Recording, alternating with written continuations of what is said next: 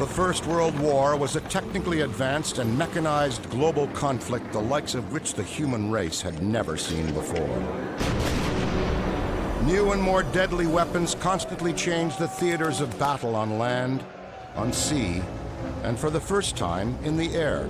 And one of the war's most powerful and strategic weapons that enabled one side to defeat the other was not made of metal, but paper. Accurate and reliable maps.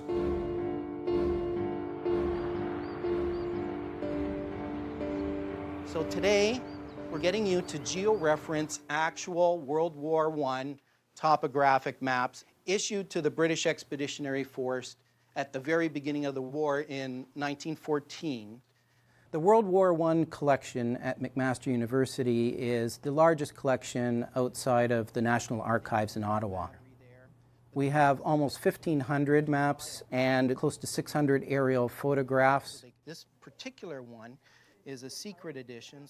And when I arrived on the scene, I had originally thought it was just going to be a series of battle maps. What I encountered was a tremendous evolution. It was the birth of aerial photography, and there were many examples of the various stages through the 4 years of that evolution. These maps, in great detail and sometimes in great intimacy, reveal that hidden 90% of the war that most people never encounter. At the outbreak of the war, because there wasn't much importance placed on mapping, MAP's general headquarters in France only had one officer and one clerk to supply the entire army. When the Allies started the war, the major maps supplied were road maps. And why? Because they were expecting a war of maneuver and movement. And so you needed to move forward, you needed to know where you were going, but it wasn't believed you needed a hugely accurate map. A road map would suffice. This was a deadly error in judgment as warfare drastically took a turn for the worse. The old tactics of thousands of soldiers with fixed bayonets, engaged in open field battle supported by galloping cavalry charges, was no longer the strategy of choice in this modern war. Now, massive and powerful artillery guns could obliterate a battlefield and thousands of its advancing soldiers. And one gun, within minutes, could mercilessly cut down hundreds in their tracks. On my left, I have a Vickers machine gun. These weapons were used by the Canadian Forces. These were exceptionally efficient killing machines. With one of these weapons being able to fire 500 rounds a minute, it effectively makes moving in large formation over open ground a suicidal proposition. They present the firepower of roughly 100 riflemen, in some cases if not more. They heavily contribute to the stalemate. Machine guns were neutralized in a variety of different ways. The Allies sent out raiding parties at night, or used snipers and artillery during the day. In some instances, incredible acts of bravery were witnessed as individual soldiers charged machine gun positions and single-handedly rendered them inoperative. The First World War was rather unique because what you had was two armies of almost equal strength, and the whole battle came to a standstill, with neither side being able to cause the other to retreat. And what this did for the very first time in historical warfare, really, is it caused two armies to come to a standstill and dig in. So now you had this trench system that stretched several hundred miles, with, in some cases, only tens of yards between the opposing sides. In fact, it's been said that sometimes you could smell what the other side was cooking for breakfast. They were that close. And so it became very important to understand what was going on behind enemy lines. As the war becomes a static war, where there's no movement, you need much more accurate maps to sight your artillery, because you want to be able to hit accurately at certain points, at certain places. You need to know where things are, where the enemy is developing their trenches and their fortifications, and where your troops are. And I can't stress that enough. But this was easier said than done. The antiquated Belgian and French maps of the late 1880s that the British were using to plan their offensives were not detailed enough. Adding to the frustration was that distance and elevation were in meters, while the British used feet and yards. New maps were being patched together from reconnaissance provided by the cavalry and, to a lesser extent, observation balloons and kites. This is an excellent example of one of the early war maps where they're really trying to fill the need for mapping. This is at the stage when they were recruiting anyone who had artistic or draftsman skills. And this is really unusual for a trench map to actually get an individual person's name written on the map as the cartographer. Down here in the lower left, we can actually see E.C. Bachelor Corporal, and that he was with the 18th Division headquarters.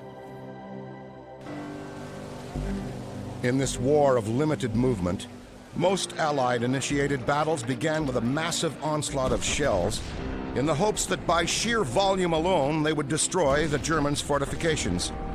This tactic proved ineffective. The Germans and Allied fortifications are somewhat different, and it's based on different ideologies. The Germans are occupying France and Belgium, and so their basic idea is, as the war becomes increasingly static, well, we're on someone else's land, they can come and get us. The Germans are about defense. The French, especially, are about offense. So especially early on, their trenches are not very deep. They're not very well built, because they're about, we're getting our land back, we're moving forward, we're moving forward, we're moving forward. And the British sit sort of halfway in between the two. First World War trench conditions were horrific. There was little protection from artillery shelling. Soldiers were cold, wet, and muddy. There was rampant disease and rats. The stench of rotting bodies filled the air. Wounded men lying in no man's land screamed for their mothers. It was a dreadful existence for soldiers on both sides, who were facing a massive amount of killing power that no one was really prepared for.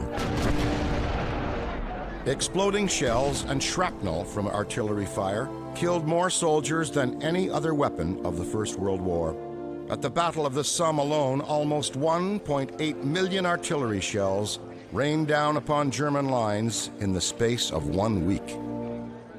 The million-dollar question becomes, how do we break through?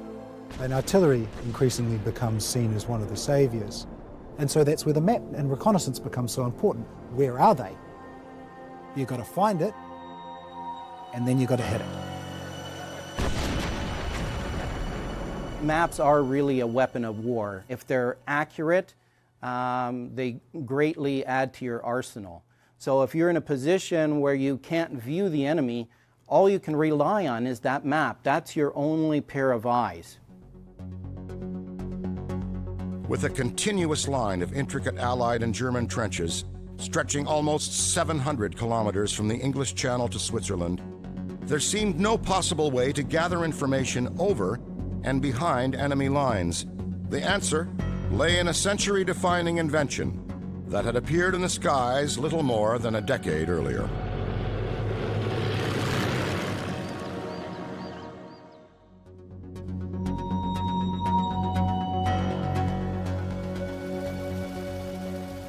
The Wright brothers were the first ones to really demonstrate controlled heavier-than-air flight. That was in 1903. That is really only 11 years before the outbreak of the First World War, and there was very little understanding or interest of the value of aircraft and how they might play a pivotal role in military operations. In fact, in 1908, the British Air Ministry recommended that investigations into the military application of this newfound technology, aeroplanes, ought to be discontinued. Come 1909, a Frenchman by the name of Louis Blériot crosses the English Channel in a flimsy aircraft, and suddenly the British are shaken out of their boots and they realize that their space could be breached by the air. And that shocked the British into taking aviation a little bit more seriously. There are quite a few museums where a person can go and observe aircraft from the First World War. but there's very few that actually will fly the aircraft.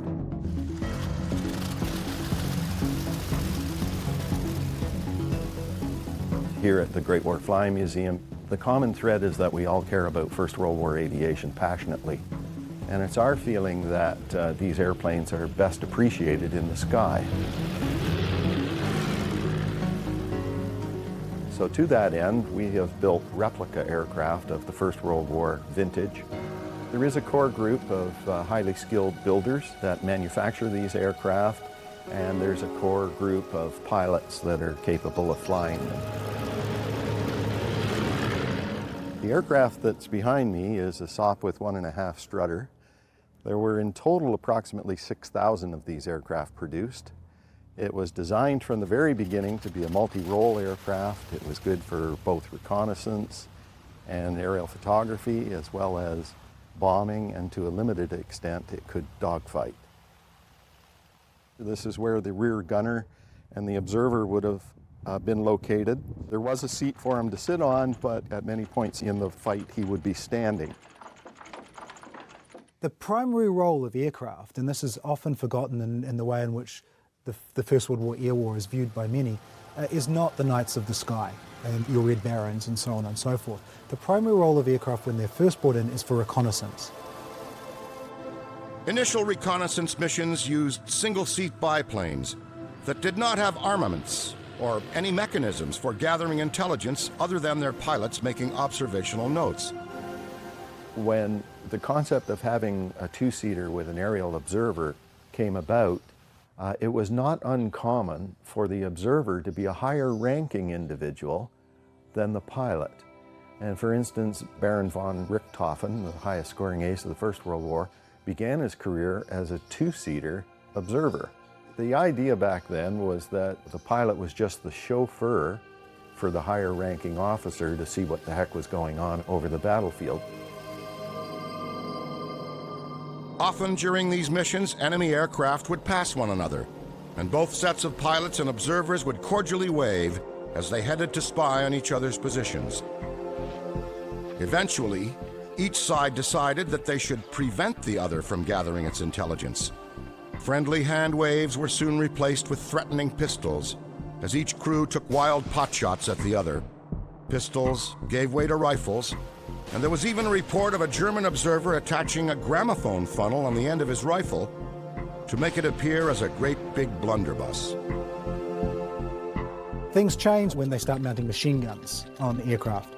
And once you have that, you have a high-firing weapon which gives you a much greater chance of hitting a target.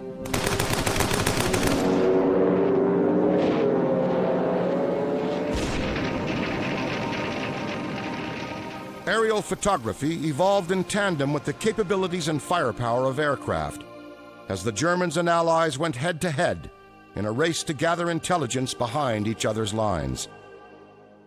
In the very early days, there wasn't a lot of support for aerial photography, so a number of officers took it upon themselves to actually just bring their own camera, get up in the plane and hang over the side and take photographs. In March 1915, only 7 months into the war, the Allies began formalizing their approach to gathering aerial intelligence and rolled out cameras specifically designed for air reconnaissance. This is a Model A1 Filmer and Schwing Division Eastman Kodak aerial camera. It takes photographs through the use of glass plates rather than film. So you have a magazine at the back of the camera here, which the glass plates are kept. This magazine could be changed out for another magazine. It's hard to believe that you can get such pinpoint accuracy, but the clarity of those glass plate negatives enabled them to see as much as a footprint in the mud from 13,000 feet in the air. The development of the cameras over the course of the war, the lenses, the focal lengths got longer, the carriages, the mountings got better. It's surprising, but the accuracy of the maps really comes from the aerial photographs.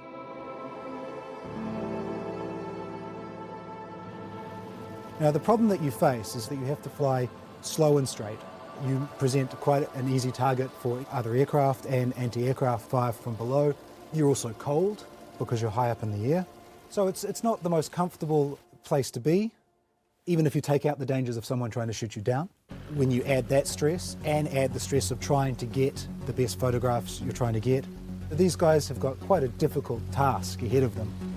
But these aerial pioneers, focused on gathering crucial intelligence at altitudes as low as 3,000 feet, were sitting ducks.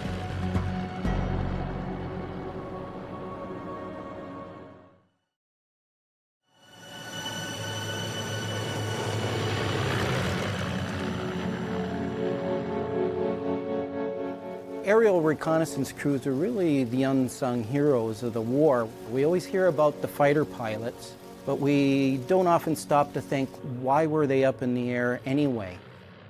Well, the only reason they're up there is because they know that that's when the reconnaissance flights come up and they want to shoot them down or perhaps defend their own reconnaissance flights as well.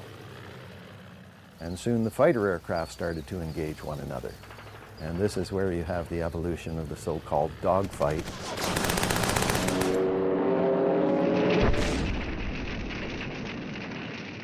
Once we get out into this area here, Yanis, you'll let me know when you see the Fokker attacking. The museum was created in 1970 by 3 members of the Brampton Flying Club, where we're currently located. Since that time, we decided to focus on maintaining the sights and sounds of First World War aviation. None of our aircraft are manufactured from kits. Each of them is scratch-built. In general, they're not as easy to fly as modern aircraft. One of the reasons for that is that, first of all, you're looking at aviation technology in its infancy. It really took the First World War to bring about massive change in aircraft design.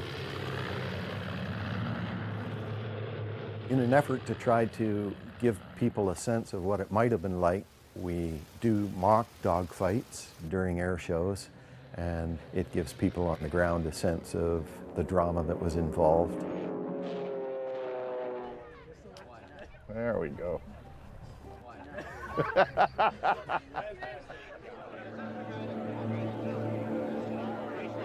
Governments on both sides play up fighter pilots because they can place the ideas of the Knights of the Sky, and it's very romantic. You can situate a hero. A reconnaissance pilot, on the other hand, their role is to take photographs. Now, their job, arguably on some levels, is just as important, if not more so. They're given the information that allows the army to defend itself, to move forward, to prosecute the war effectively. But it's not as romantic or exciting. One such reconnaissance observer was Conn Smythe, the founder of the Toronto Maple Leafs, and the man whose name is immortalized on the trophy given to the most valuable player of the NHL playoffs.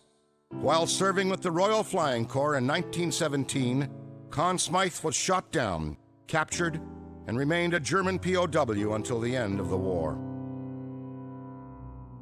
Perhaps one of the most famous Canadian reconnaissance pilots of the First World War was Second Lieutenant Alan McLeod. While McLeod and his observer, Lieutenant Arthur Hammond, were on a mission, a German Fokker triplane attacked. Hammond returned fire and successfully shot it down. Then 7 more German Fokker triplanes swarmed their Armstrong-Whitworth FK-8. After skillfully engaging with the enemy, their fuel tank was hit and their aircraft burst into a burning inferno. McLeod climbed out onto the aircraft's wing and side-slipped it steeply to keep the flames away from Hammond, who kept on shooting. During the attack, McLeod was shot a total of 5 times and Hammond 6. Their doomed aircraft crashed in no man's land, and McLeod was thrown clear. Despite his injuries, McLeod went back to the mangled, burning wreckage and pulled Hammond to safety. Alan McLeod was only 18 years old. For his astonishing act of bravery, he received the Victoria Cross. He was its youngest recipient.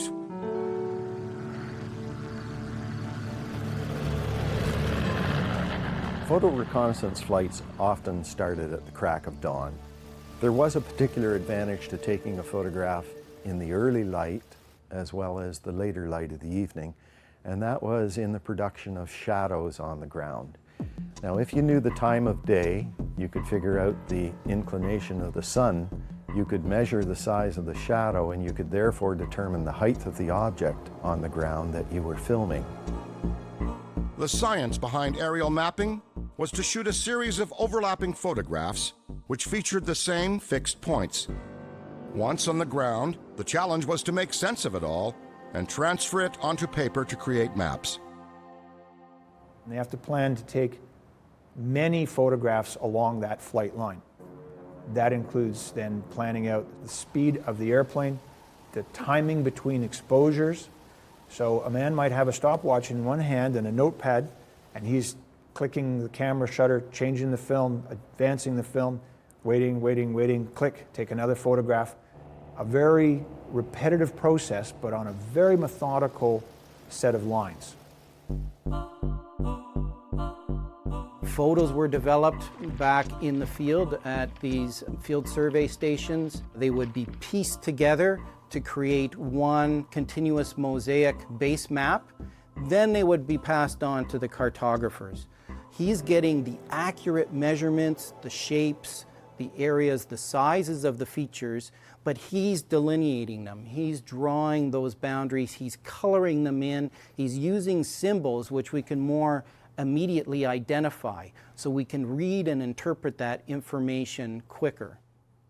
Another innovation they were toying with during the war was hypsometric tinting, just to make the elevation information stand out more. You can see someone here has been trying to add that tinting on the map with whatever colored pencils were at hand.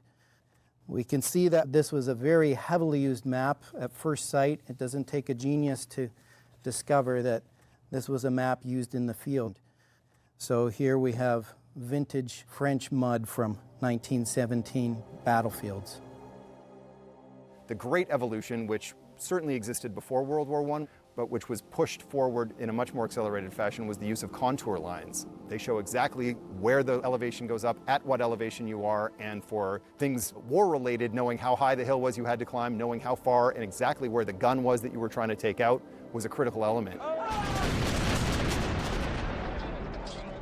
The artillery use contour lines because they can't fire the projectiles through the hilltops. So they have to be able to go from known feature to known feature. Contour lines are important for the soldier on the ground. If he is visible, he can be shot. With this entirely new mapping process evolving on the fly, cartographers soon realized that one size fits all did not apply for the Army. It was soon discovered that officers needed maps showing larger areas so they could plan the grand picture. And the artillery needed more detailed maps of smaller areas for target precision firing, and infantry units for things like trench raids or their own individual operations during a larger conflict needed even more detailed maps of a very small area. So to give you an idea of the difference in scale, this map is a 1 to 40,000 scale map used by officers for planning the entire action. That's 1 centimeter to 400 meters. Square 28 is this size on that map. If we look at the scale of a map that the artillery were using at the time, this is 1 to 20,000, or 1 centimeter equals 200 meters. And here we have that same square 28. And here we have the most detailed scale, 1 to 5,000. That's 1 meter representing just 50 meters. This would have been what the small sections or small units of infantry would have had to use during the battle.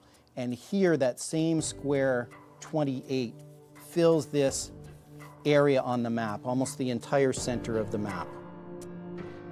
Another obstacle that had to be overcome was the lack of consistency regarding the use of colors and symbols appearing on maps. When the war began, tactical information was often sketched onto maps with colored pencils. Officers invented their own symbols for everything from trench mortars to artillery field placements. You have Britain, you have France fighting side by side, but they're not speaking the same cartographic language. As a matter of fact, for the first 3 years of the war, Britain were coloring their trenches blue and the enemy German trenches red, while the French, their allies, were using the exact opposite color scheme. So nailing down the colors, using the right symbols would obviously go a long ways to avoiding confusion and possible death in some situations. A new two-stage printing process greatly aided in the move to standardization. Base maps were produced at the Ordnance Survey in Southampton and shipped over to the front in large quantities. And they were stored on hand at these field survey companies near the front lines. So that would speed up the distribution of the maps. The field survey companies who were collecting the information could create a layer of trench and tactical information which they could simply print over top of a topographic map. Then it goes to the courier on a bike, on a horse, on a motorcycle, to whatever units they need to deliver it to. A significant development in map making came from using a stereoscope. It provided cartographers with the three-dimensional perspective they had been searching for. Once they started overlapping the photos in order to get accuracy for a base map, they discovered that if they overlapped them even more by about 75%, they could actually get a 3D image because they could see the same feature in two different photos but from a slightly different angle, which mimicked the spacing of our eyes. So 3D imagery was important for two major things. The first one was it allowed those cartographers to be able to see depth. So suddenly they could see where the land was rising, where the depressions were, things that would look flat in one single two-dimensional photograph. The other important aspect that came out of 3D imagery was its ability to identify objects that were camouflaged.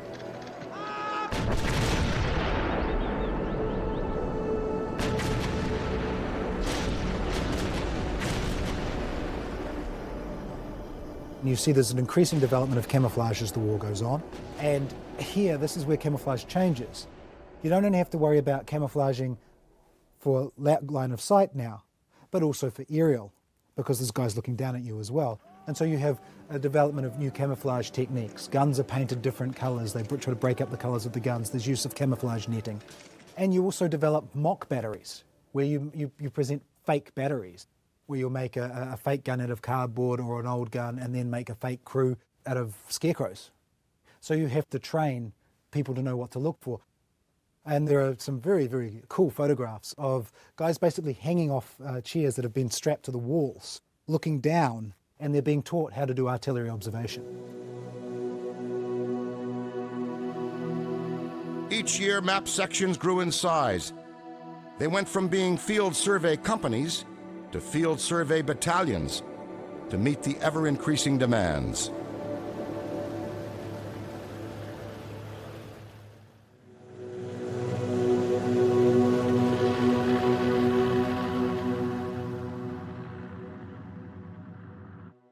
Each one of these maps were created for a different purpose at a different date for a different branch of the military during World War I. You name the purpose, they developed the map for it. Everything the soldier needs, he has either carried up or somebody has brought forward to him. The lumber, the wire, the sheet metal, the barbed wire, the machine gun, the ammunition, the food, the water. Somebody had to lug that stuff forward.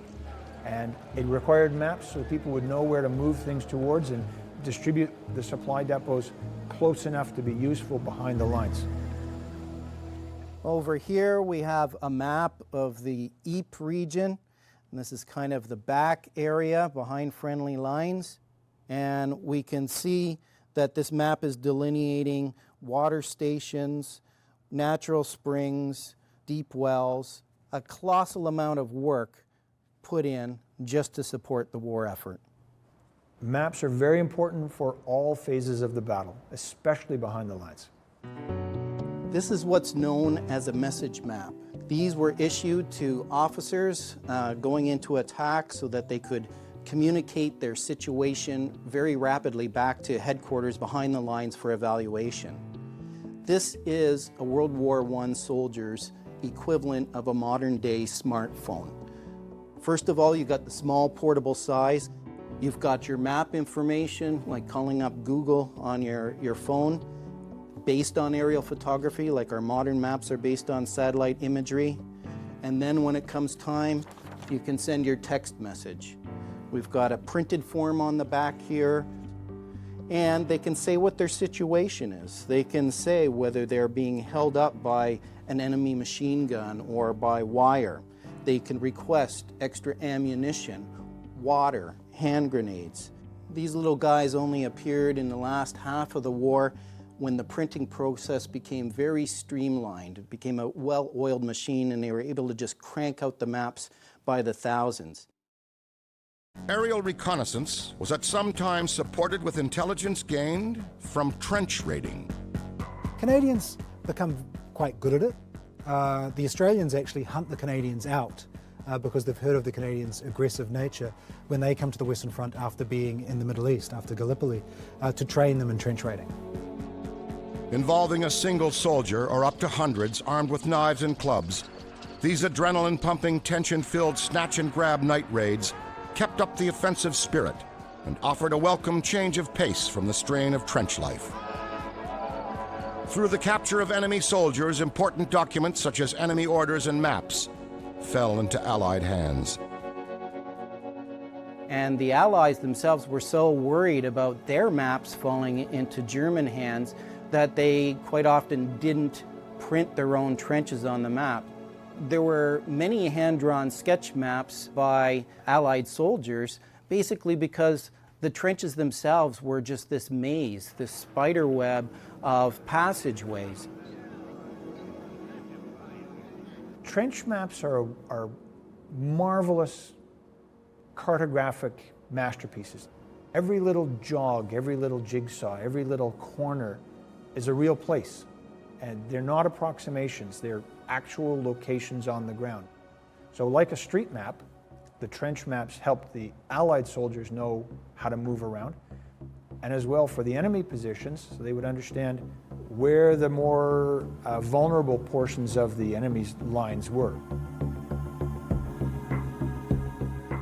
This is a perfect example of a trench map, and this particular one was produced by the Canadian Corps themselves. We can see in the upper left-hand corner, this was labeled secret. This means that this map would have been produced in very limited numbers, and it would have been required to stay at headquarters. You can see all the German trenches listed here in red, the front firing trenches with this crenellated pattern, the communication trenches running back and forth between the other rows of trenches. A lot of attention given to the location of machine guns, trench mortars, signal stations, and so forth, all appearing on the map. And this particular map sheet was actually labeled Ottawa Road. It was not unusual for troops, if they were concentrated in a particular area, to start giving their own names to the roads and the trenches. We have many maps in our collection that contain names like Alberta Trench, Toronto Trench, Halifax Trench.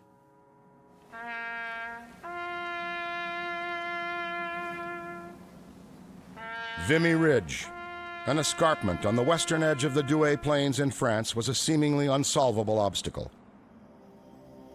Attempts to take the ridge by the French Army in 1915 and the British in 1916 both failed.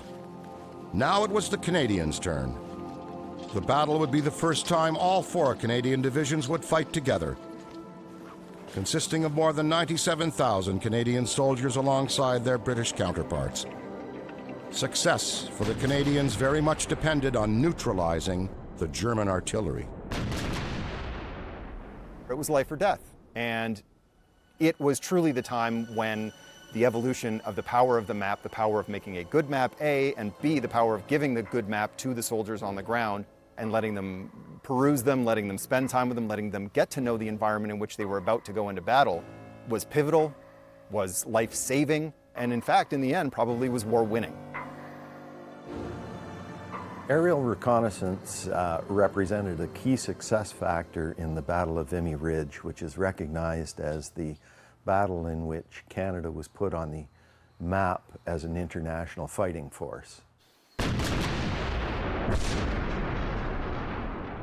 By March 1917, roughly 85% of the German batteries around Vimy have been identified through aerial reconnaissance. This gun would be a prize target and one of the types of guns that aerial observers would be looking for to cool down counter-battery fire on because of it's a devastating weapon. And you'll note that on the barrel it does actually have damage from counter-battery fire.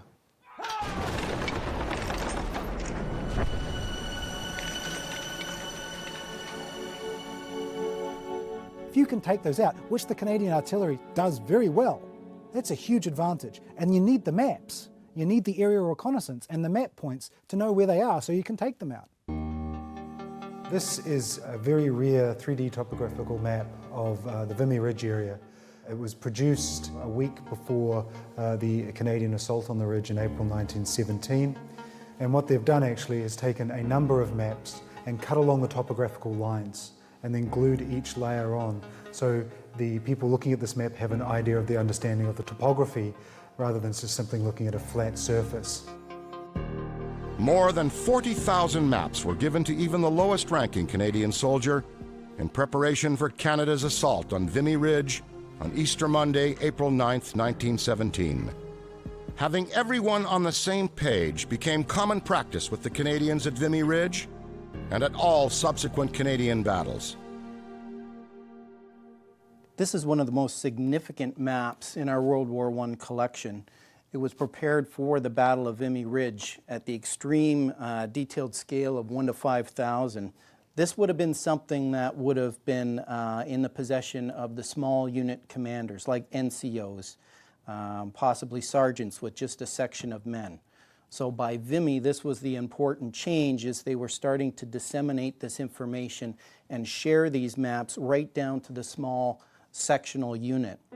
We even have some hand annotations here of where the different Canadian units were going to be, penciled in after they had actually printed the map. When you see any of the maps that have these handwritten annotations, it's almost like you travel back 100 years in the blink of an eye. You suddenly have that connection with something that is so old, and that person who wrote that in extreme circumstances, possibly under duress, there's that connection. I don't know quite how to describe it, but it's almost palpable. Well rehearsed and armed with unsurpassed topographic intelligence, the Canadians and British had a distinct advantage and were victorious. Canadians should be proud because Canadian troops acquitted themselves well on the battlefield and under horrific conditions. You go around Vimy Ridge, for example, some areas are still not accessible to the public because they are still filled with unexploded ordnance. You can still see shell craters and trench lines in some places. Looking at World War I maps and looking at the work that was done there, I'm genuinely just amazed at the beauty and the clarity of the work that they did. And it really sort of laid the groundwork for what cartography has become into the future, and in so many ways it's never been improved upon. I'd say it's a lot like the first album that somebody cuts. Every element that was put onto it is intuitive, clear, aesthetically beautiful. It was just done right.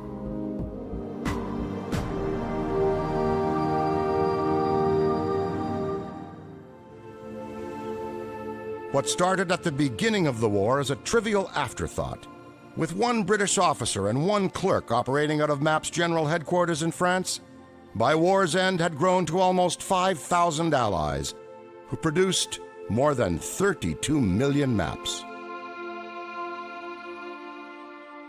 The progression of mapping during the war certainly would have seemed like a Renaissance era, because you had multiple technologies exploding. You had camera technology, you had aviation, you had cartography. I'm hard-pressed to find another period of time other than maybe the development of the printing press when cartography advanced so quickly.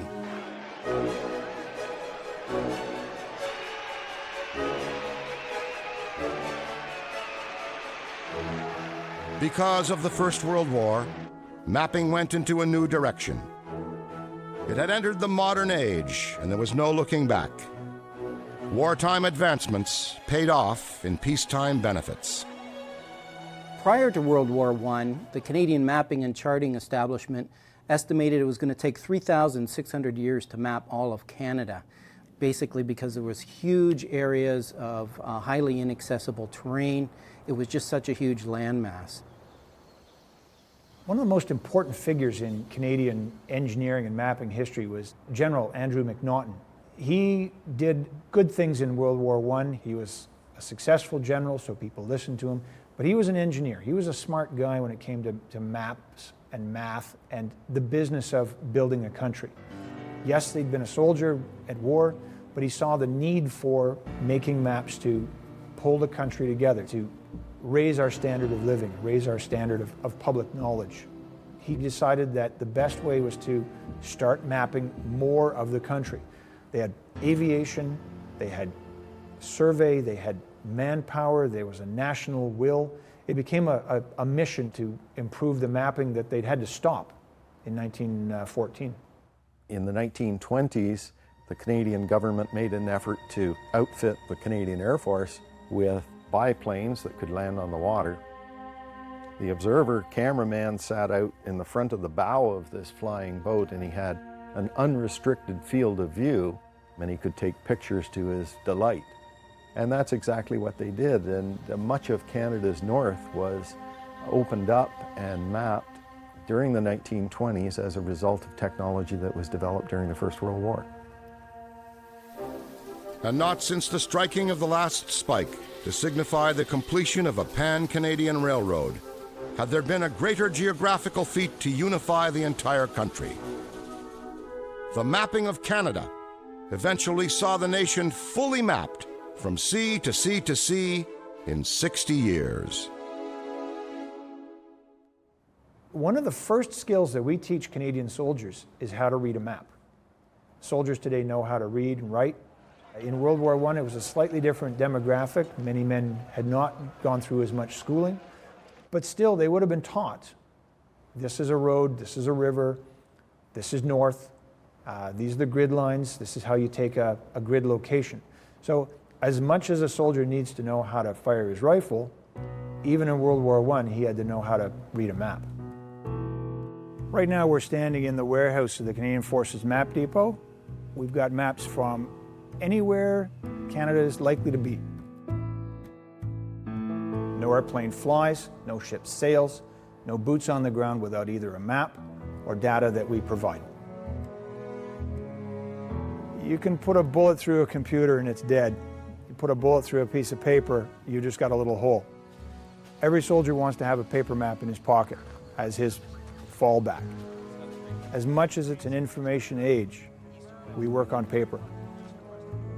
These are topographic map sheets of Afghanistan. This is where Canadian forces fought a lot of very hard battles. There's the name of a place that many Canadian soldiers will know, Massamgar. There's Bazar-e Panjwai, the Pashmul district, where Canadian forces fought a great deal. This is almost sacred ground for a lot of Canadian soldiers. A lot of blood. Very coincidentally, we pull this sheet.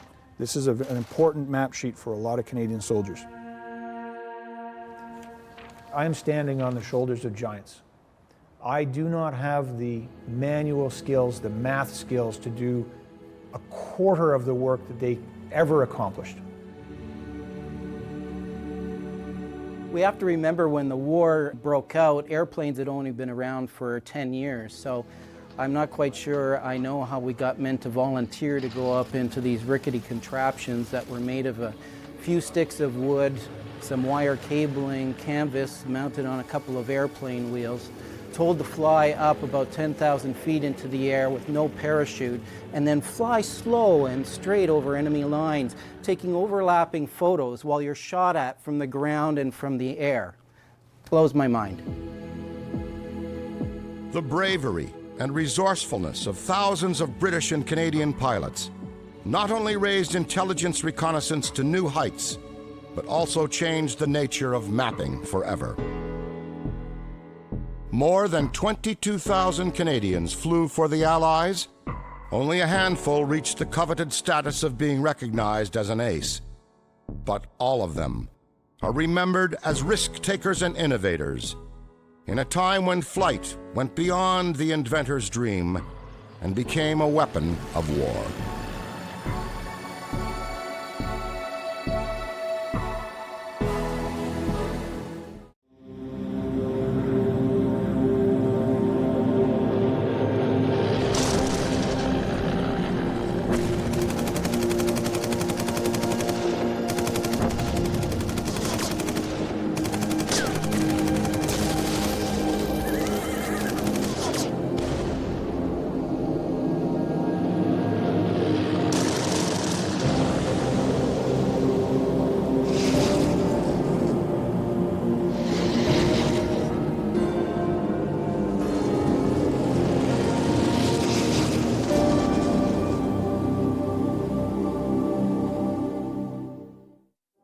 The aeroplane is an invention of the devil and will never play any part in such a serious business as the defense of the nation. Sam Hughes, Canada's Minister of Militia and Defense, 1914. Clearly, the vision Sam Hughes had of aviation's future didn't quite pan out as he predicted. In actual fact, it was one of the understatements of the century, as the aeroplane evolved into an integral weapon of war. It is actually phenomenal, the fascination that people still have with aviation. And the fascination, I think, still comes from the wonderment that we can actually fly with these machines. People are fascinated by World War I aircraft. This was the modern fighter of 1917 when we fought at Vimy Ridge. At an air show, you can touch, you can talk to pilots, you can talk to ground crew. The flying, that's fun. The people, that's more fun. You're going to disappear down there when you're sit. All right. He's in there somewhere. When they see an old aircraft and they're fascinated with this breathing animal that in front of them, it's like an old steam train. There's a lot of people that don't even realize that there were airplanes during the First World War. Those who do know about it and know of the Knights of the Air, just the idea that anybody would take one of these rickety machines into combat just blows their mind. Do you got to stand up Well, to shoot? no, but there's only 39 rounds up there because when they're gone, now you got to unbuckle, stand up, hold the stick between your knees, take the magazine off, throw it back, make sure it doesn't hit the tail. Oh my God. Meanwhile, the guy you put the 39 rounds into. Hey, wait a minute. Hey, wait a minute. One air show, we had a young lady come up and her father, he was a German. He had immigrated to Canada after the war. And he had a unique distinction for Canada. He'd been shot down by Billy Bishop. Even as the First World War progressed, military strategists still debated what specific role the aeroplane should play. Most countries were skeptical of aircraft simply because it was a new technology. There was not a lot of what we would call now strategic planning or strategic utilization of aircraft. Nobody expected aviation to play the role that it did, especially not the British. By 1916, however, with the Battle of the Somme and some of the horrible battles that have been going on up to that point, the air war was increasingly important to the success of the ground war with observation and photography, for example. The British Air Service of the First World War fundamentally focused on having an offensive spirit. What this meant was they wanted to dominate the air over any battlefield that the British were fighting on. This often meant that in order to keep aircraft over the battlefield, especially if they were suffering losses, that they would recruit people and send people to the front line with minimal training. We are talking literally hours. The casualty rate for pilots was staggering, but the insatiable need for new recruits to take their place only intensified as the war raged on. What they found was that they were simply unable to train enough pilots in Britain alone. And so the Empire started to look around for staging grounds for alternative places for training. And Canada ended up being selected because of its geographic proximity to Britain. They settled in Ontario, primarily because Ontario, at that time, had the largest population in Canada. The head of the Corps put out a call for applications all over the country. So there were recruiting offices set up in the prairies and the East Coast and in British Columbia. And interested men would go to those centers, be recruited there, and then head by train to Toronto, where they would actually start their training. The University of Toronto was selected to be the #4 school of aeronautics. So basically they would spend 2 months learning about the general principles of aeronautics, forces of flight, map reading, telegraphy, and photography, and then they would also have some instruction on enemy aircraft. Cadets were housed all over campus, on the main lawns and the back fields, but they were also held in some of the dormitories and so forth. As the training program got going, it became apparent that they were going to need aircraft on which to instruct the new cadets. So a company called Canadian Aeroplanes was incorporated to build those aircraft. The process of construction involved a lot of indentured tradesmen who were carpenters by trade, millwrights, coach builders. They were very heavily involved in the construction of these machines. One of the stories that isn't as well known from the First World War is the role of Canadian women in aviation at this time. Canadian Aeroplanes employed up to 350 women. It may have actually been more during peak production. There were also several women still working at the Curtiss Airplane and Motors factory, and there were some women working at Willys Overland who were developing engines. The skills were just absolutely phenomenal for what they were doing and the timelines that they had to build these aircraft in. The JN4 was the first mass-produced aircraft in Canada.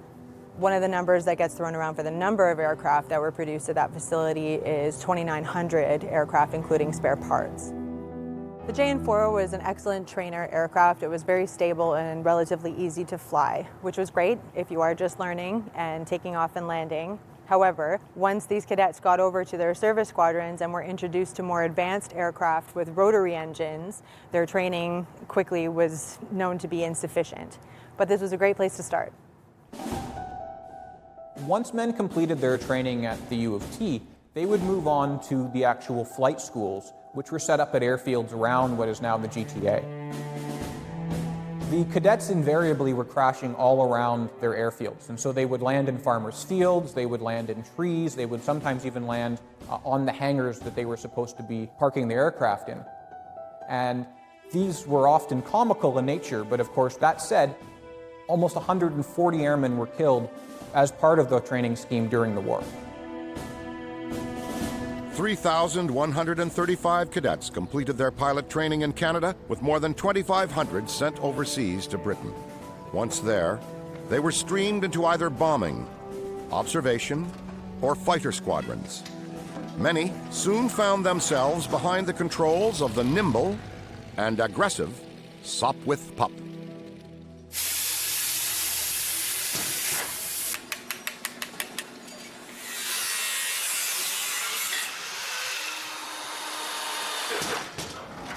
What we're doing here is building the Sopwith Pup.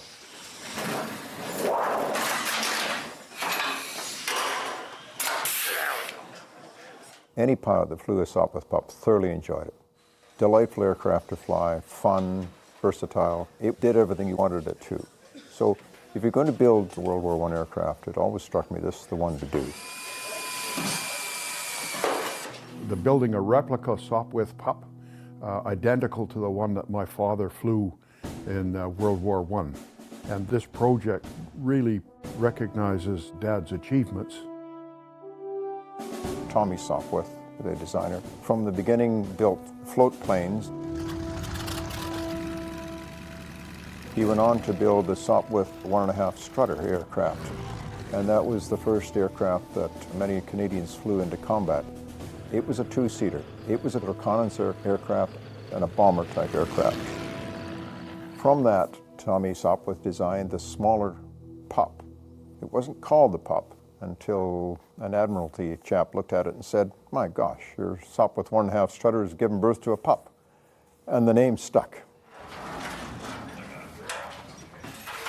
You're replicating a design from 100 years ago. That aircraft was designed and built a dozen years after the Wright brothers flew. So stick and wood and baling wire sort of thing, but we've advanced more. Nicely done. Yeah, basically what we've done now is we've engineered a new airplane. So what we do is we take the original shape of the airplane and we go completely modern.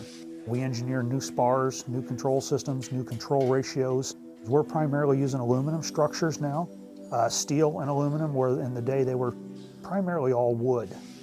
Because we have modern materials, our structures are lighter than the original aircraft were. Therefore, they typically will take off and climb better than the original aircraft. They're stronger than the original aircraft would have been. But as far as directional control and things, they're more like the original airplanes in that aspect. Building an aircraft is a very methodical process. It has to be done in a very careful and thoughtful way. The engineering involved may seem very simple in its concept, but the actual execution and the carrying out of that task can be very, very involved and very meticulous in its minutiae. It was pretty amazing what they accomplished in a day. It's one of the most spectacular times, I think, in aviation. There was a lot of experimenting going on. Things would change quickly in the field. Mechanics would take an aircraft and alter it in the field. They would improve the performance or handling or something. That would immediately go back to the factory and they would make the changes right away. It evolved very quickly. I've got a lot of respect for the guys that flew the airplanes in the day. They were flying aircraft that weren't up to the standards that we're flying these days. The materials weren't up to the standards. The engineering wasn't up to the standards. The men did some very amazing things. While it would have probably been a great thing to experience, I don't know if I'd want to have been in the seat that they had to sit in. The enduring legacy of First World War aircraft has lasted for well over a century. Recapturing this magical period of aviation is a passion that drives private enthusiasts at all scales. It's almost like a mission of mine to try to educate as many people as I can to how incredible these guys were. I've currently got about 150 or so built. The one thing that sets me apart a little from some other model builders is the fact that I'm putting the history behind these planes. That's what brings them to life. It's not just an object. These guys became part of the plane. And you can't separate the pilot from these planes. They were really one. And that I find just fascinating. I always start off by building the interior. I put in real wood into the floors. I actually use the sheets of cedar that come inside cigar tubes. And I cut those out and lay them down as the floor, and I varnish them. Accuracy is absolutely vital to what I'm doing because I'm honoring an actual person. Andrew McKeever was no stranger to receiving honors. Flying a Bristol fighter, he was the Royal Flying Corps' top-scoring two-seater ace with 31 victories.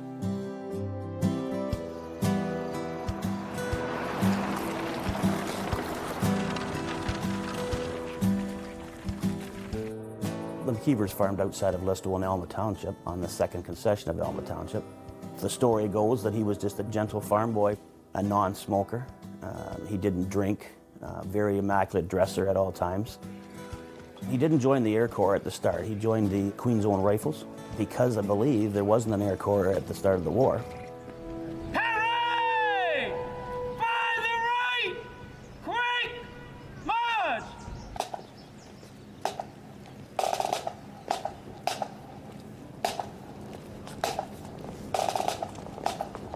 The community sacrificed a lot.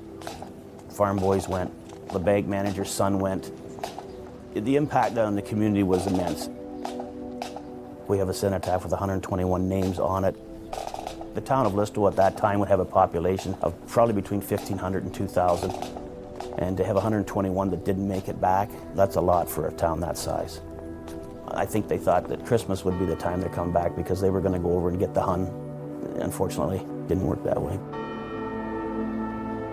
I think it's very important to carry on their legacy and to never forget their accomplishments or their actions because their bravery and courage, it was for us.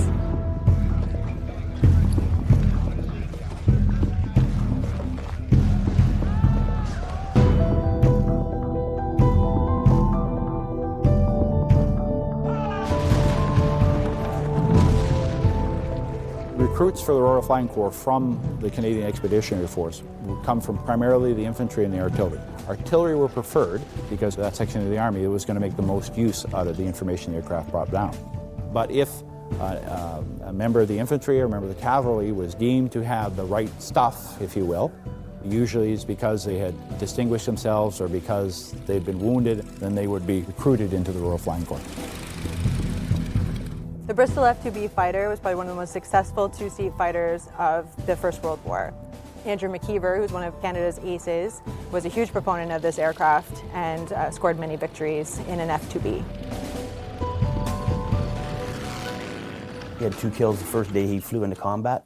The gun that I'm holding, the Lewis gun, is very heavy, and it surprised me that this would be in an airplane back in those days with the kind of weight that it does have, but this is the gun from McKeever's plane. Andrew was the hero that we didn't talk about. But mysteriously, on the second floor, there was a lithograph reprint of a painting called 5 Down for McKeever. You get to see the landscape of France, and you get to see military planes in action and his triumph. He and his gunner shooting down 5 of the enemy in one combat mission. My 97-year-old aunt had the package, and in the midst of these clippings is the letter from the King awarding the Distinguished Service Order to Andrew McKeever. I mean, this is an extraordinary document, but it's in with, you know, clippings from newspapers and personal letters. There's a fascinating picture of him standing beside a German airplane that he forced down. But it isn't triumphalism, it isn't bloodthirsty in any way, shape, or form. He made that machine do things that nobody else could. It looks like he did it without breaking a sweat. It looks like style was an essential part of what he was doing, because one of the other favorite details I loved was that when he flew, he always packed a shaving kit so that if he was shot down over enemy territory and captured alive, he would continue shaving and looking good.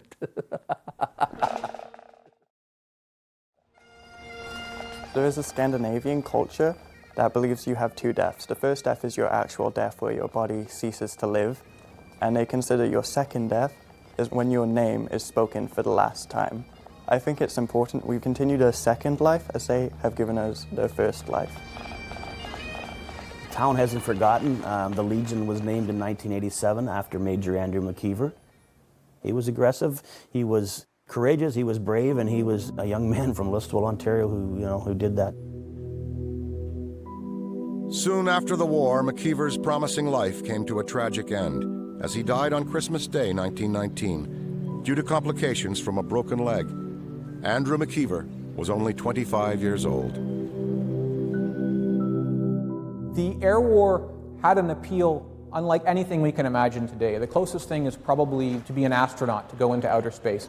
There was this allure that went with something that was new. It was almost the antithesis of the war on the ground, which was static, whereas the air war was mobile, it was fast, and it was captivating.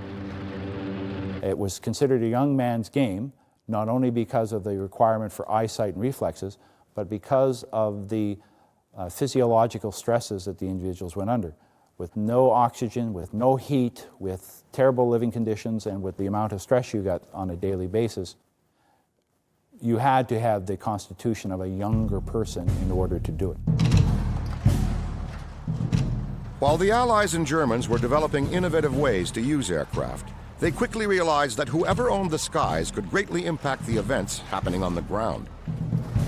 This epiphany launched a technological race that saw air superiority alternate from one side to the other. There is fundamentally a massive difference between a 1914 aircraft and a 1918 aircraft. The big thing that's going to change with these particular aircraft is going to be the engine, the power source for the aircraft. At the very beginning, you're talking maybe 30, 40, 50, 60 horsepower engines. By the end of the First World War, you're going to see 200, 300 horsepower engines. And that's going to drive speed, altitude, and maneuverability. So you'll start to see armored aircraft for ground attack. You'll start to see metal aircraft and more of these elements that we would take for granted these days. The Junkers J-1 was the war's first all-metal aircraft. The J-1 was used primarily for low-level flying, trench strafing. Many German pilots wrote to Hugo Junkers specifically thanking him for the design of this aircraft, as they were convinced it saved their lives. During the First World War, there were two types of personalization, basically, of aircraft that would have occurred. One would have been sort of officially recognized and sanctioned, which are basically squadron emblems, squadron markings, such as a horseshoe or a shamrock or skull and crossbones or things. The Germans encouraged bright dazzle sort of individual markings on their aircraft. Richthofen, the Red Baron, who, because of his fame, had a lot of liberties, and he decided, let's put some fear into these guys, and started letting his guys paint their planes all kinds of bright colors. That and the fact that they were moving around from base to base like gypsies, wherever the fighting was, they picked up that name of the Flying Circus. Roy Brown, flying a Sopwith Camel, reluctantly achieved lasting fame for his role in shooting down the Red Baron. Brown, after viewing the Red Baron's corpse, remarked that there was a lump in my throat. If he had been my dearest friend, I could not have felt greater sorrow.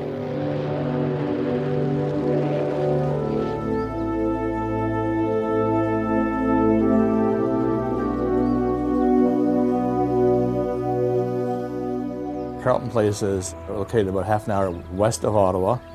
In the area when Roy Brown was around, the town would have been around 4,000 people, and it was a logging town, essentially. The Brown family operated the local grist mill, and they were a very well-to-do and successful family. His family did not want him to go into the military at all. They wanted him to help build their business, but his wishes were to go into the military and ultimately into flight. He was trained by the Wright brothers, and there were 4 Carleton Place pilots who went down to Dayton, Ohio, early 1914, paid the expenses, and received their certification from the Wright brothers themselves. As a flight commander, he took great care of his pilots, and he was always the first to lead the battle, to go up into the air first, and then he was always the last to return. And certainly if someone was in trouble, he would go to their defense. So he earned a lot of respect, never lost a man. Air combat tactics evolved throughout the First World War. There were individuals out there who seemed to function best as lone hunters. For instance, Billy Bishop was a lone hunter. They let him go off and do his own thing because that seemed to work. Most individuals, though, would have fought as members of a team, whether it was a group or whether it was 2 individuals. Roy Brown had a policy that when he brought a new individual into his unit, he would get them to hang back during the first couple of times that they were in combat so that they could observe, because he knew that new people who didn't learn the skills of looking around and never flying in a straight line, were basically easy meat for the enemy. On the occasion where he is credited with shooting down the Red Baron, one of the new people on his unit was Wap May. He had Wap May fly above and stay out of the combat in which Roy Brown and the rest of his unit got involved with Baron von Richthofen's Flying Circus. May, who got so excited and like any young, keen aviator wanted to get on the combat, dove down, emptied his machine gun without hitting anything, and then started to fly back to safety in his own lines. But he flew back without looking, without dodging, and the Red Baron spotted him. And the Red Baron basically got on his tail and was actively looking to shoot Wap May down. Brown saw that Wap May was in trouble and started pursuing this red trifoker. Had no idea that von Richthofen was in the plane, that he was the pilot. But there was a number of bursts, and von Richthofen actually broke his normal rules of engagement. He flew far closer to the ground than he normally would, and far over Allied territory than he would normally. But in any case, there were Australian ground troops as well firing at him with rifles, and Brown and others firing at him from the air. And he was hit. It was a very hard landing. The plane buckled. He was still alive, and he shut the plane off so the gas lines wouldn't explode, and then he died. Did the fatal bullet come from Roy Brown, who was pursuing him, or did it come from the Australians on the ground shooting up him? I think primarily the biggest thing to understand is the Red Baron was eliminated from the German order of battle. Who managed to shoot him down will probably be a controversy we'll never solve, but the very fact that he wasn't there probably saved the lives of a whole bunch of airmen who wouldn't have made it through the First World War with him still alive. So as the Roy Brown Society, we started collecting some artifacts. Revell Toy Company produced a Roy Brown Sopwith camel. And more interesting, there were 2 fully illustrated comic books produced about Roy Brown in the battle. We think Roy Brown is a national hero. We know he's not the hero with the most kills. Billy Bishop certainly was. But Brown, to have downed von Richthofen, a major emblem in the war, major point of recruiting for the Germans, major bond salesman for the Germans, was a direct dagger in their heart, so to speak. So yes, he deserves the credit that he got for that heroic effort. These were decent, hard-working men who rose to the occasion to defend the world when it needed defense. And they need not to be forgotten. Roy Brown worked as an accountant and founded a small airline after the war, but never flew again as a pilot. He attempted to re-enlist with the Royal Canadian Air Force at the start of the Second World War, but his application was refused. He died at the age of 50 on March 9th, 1944.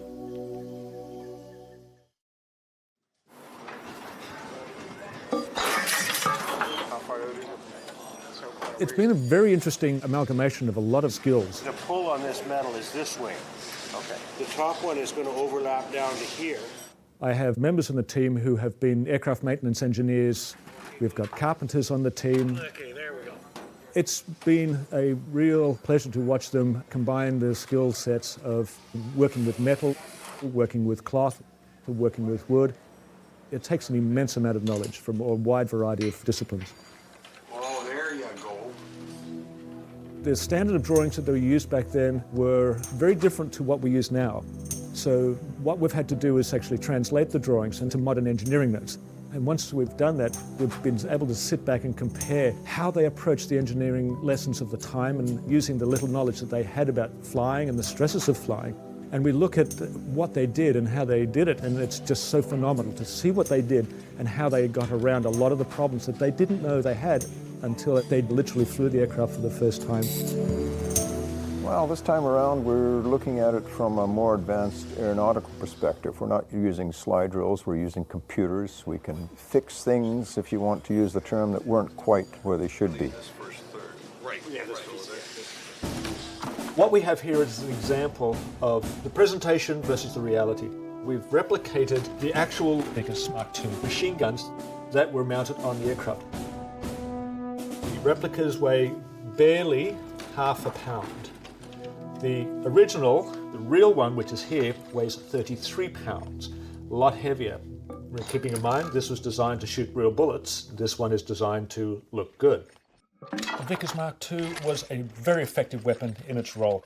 It had a high rate of fire between 400 and 500 rounds per minute, very accurate, very reliable, and when you're fighting in the air, you really don't have time to start pulling over to the side of the road and doing mechanical repairs. So you needed a reliable weapon that did the job, and that was very much the case with the Vickers Mark II. Gerald Burks, piloting a Sopwith Camel, had 12 victories to his credit. He was the favorite wingman of the most decorated serviceman in the history of Canada, Billy Barker, and together they terrorized the Italian front.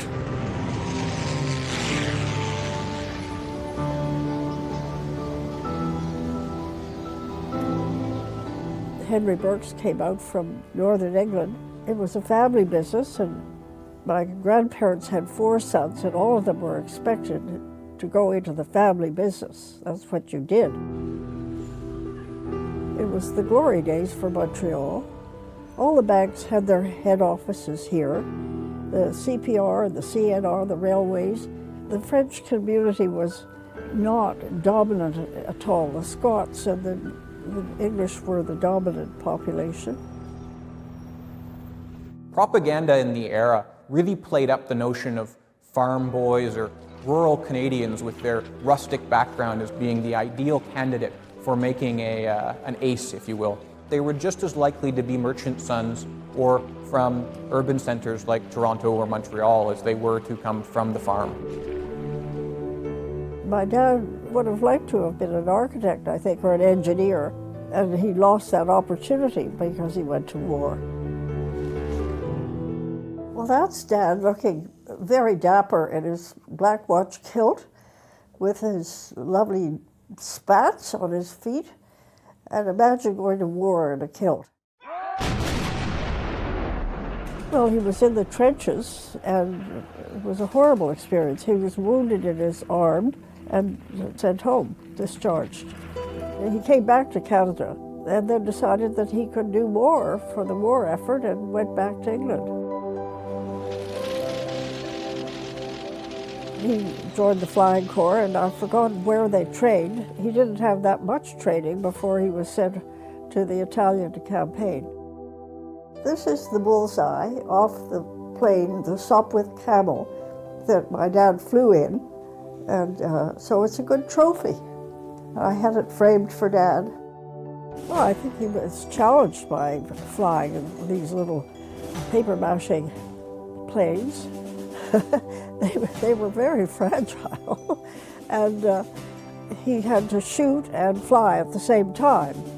The pilots knew each other. They knew who they were shooting down. And at one point, he actually saw the pilot of an enemy plane, and he said, I've never seen a more handsome, beautiful face in all my life. He was affected by the intimacy of all this. World War I air combat was often fought at very short distances, so you could see the individual. You could see the bullets hitting the enemy aircraft. You could see the wounds inflicted on the enemy pilot. You could see the enemy pilot in a plane on fire crashing to the ground.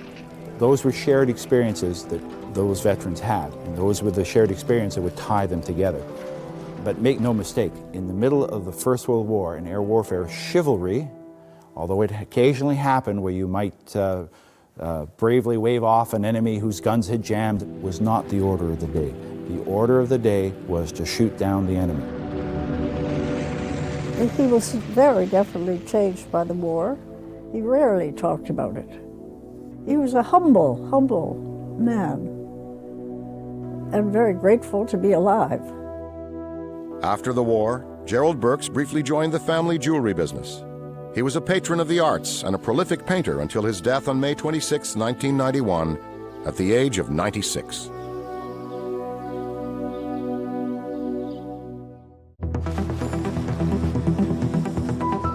More than a century ago, the youth of our nation joined the fight to protect our freedom. And today, young Canadian air cadets have joined the build team to preserve our heritage.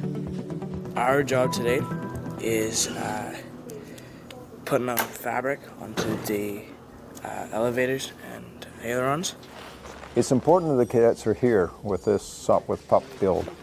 True, they are not trained technicians yet, but they're being mentored by people who are their grandfather's age, and they're learning how to use their hands in a more coordinated fashion. They're learning how to work together as a team with these older gentlemen and their fellow cadets.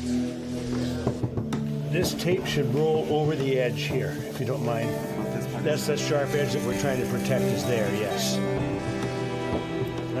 That's perfect.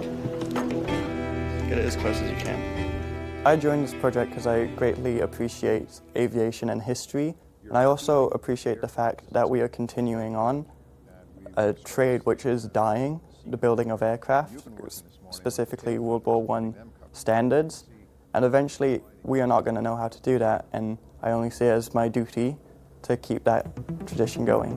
When you think about it, age 18, 19, that was the age of the pilots that were flying these things. So you can almost put yourself in their flying boots if you want. Think about that. Alan McLeod from Winnipeg was 18 years old when he won the Victoria Cross. So yes, these cadets are the age of World War I individuals. Being the same age, we have similar dreams and aspirations. We still have our whole future ahead of us. And for them to go into these rickety aircraft and to fly off with little training into combat, that's just incredible. They're amazing. Machine guns would jam at times. Oh, okay. Okay. Which you take out your little wooden hammer and bang on it. Hopefully you get rid of that jam before the bad guy behind shot you. Pull straight up. Okay, there you see. Okay, you got the idea? Yeah. Good. Back then, it would have been the new hot thing. The adventure, the fear. Nowadays, the thrill is sitting in front of a TV and playing a video game of an aircraft shooting. Back then, it was actually being in combat. The major difference is that you could die. You might not come back.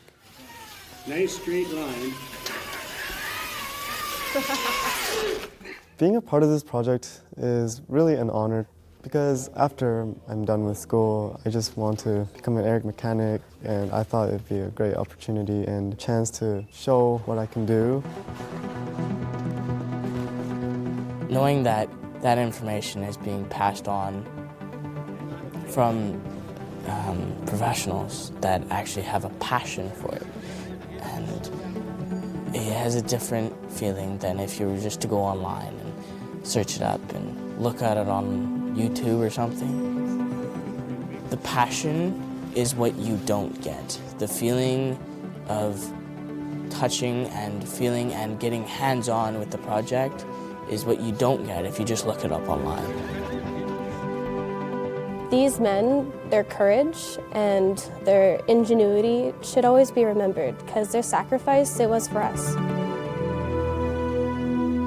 Carl Falkenberg, the grandson of a Swedish baron, registered 17 victories while flying an SE-5A, which was also the favorite aircraft of legendary Canadian ace, Billy Bishop.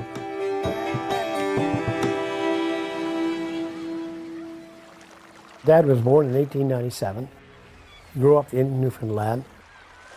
His father was the manager of a sawmill, and was very prominent because the wood they were harvesting was used to build boats.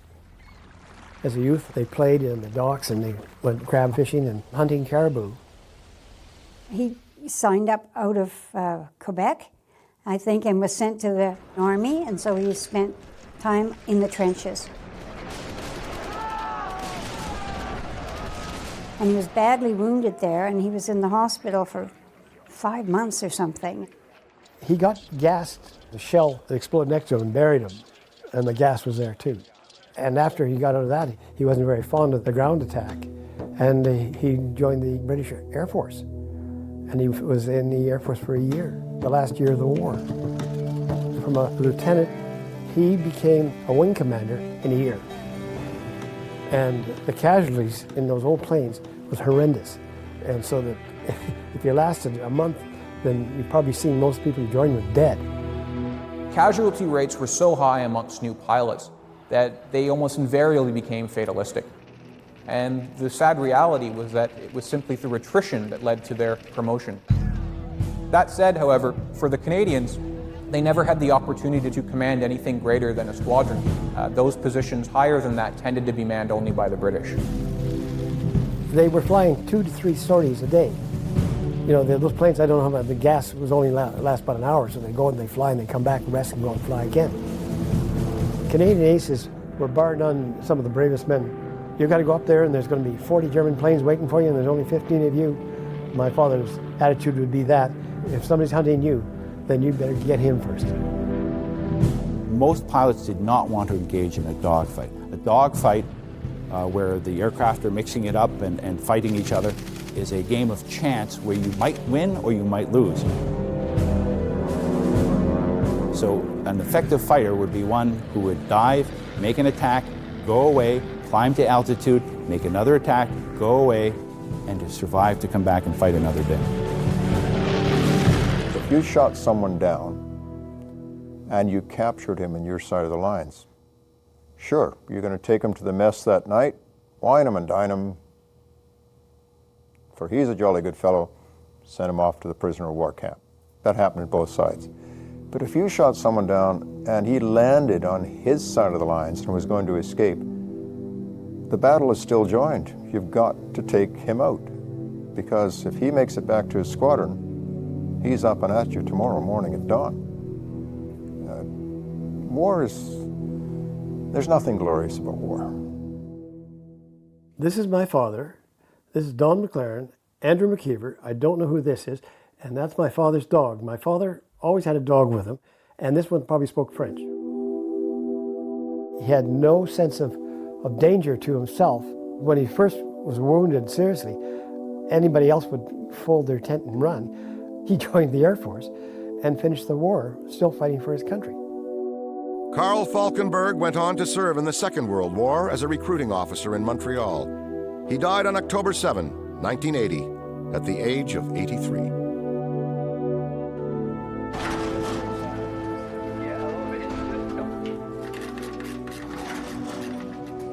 The Canadian Museum of Flight is dedicated to preserving BC's aviation history and Canada's aviation history for the generations.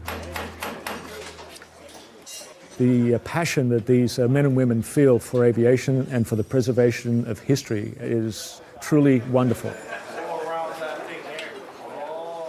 To keep these aircraft flying for the next 100 years is going to take a lot of dedication.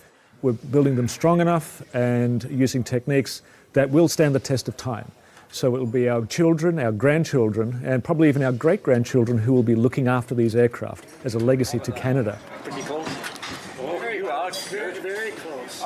You are spiffy. When I see something that we have put together from the ground up, assembled, worked on as a team, the immense pride that all of us at the museum, and myself included, has for that project and for the achievements of what the team has done is, it's very hard to describe in words.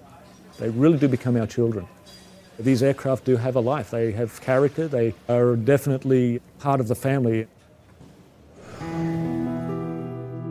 Joseph Fall was Canada's only pilot to receive 3 Distinguished Service Crosses for aerial gallantry. He's credited with 36 victories, earning 11 flying his Sopwith Pup.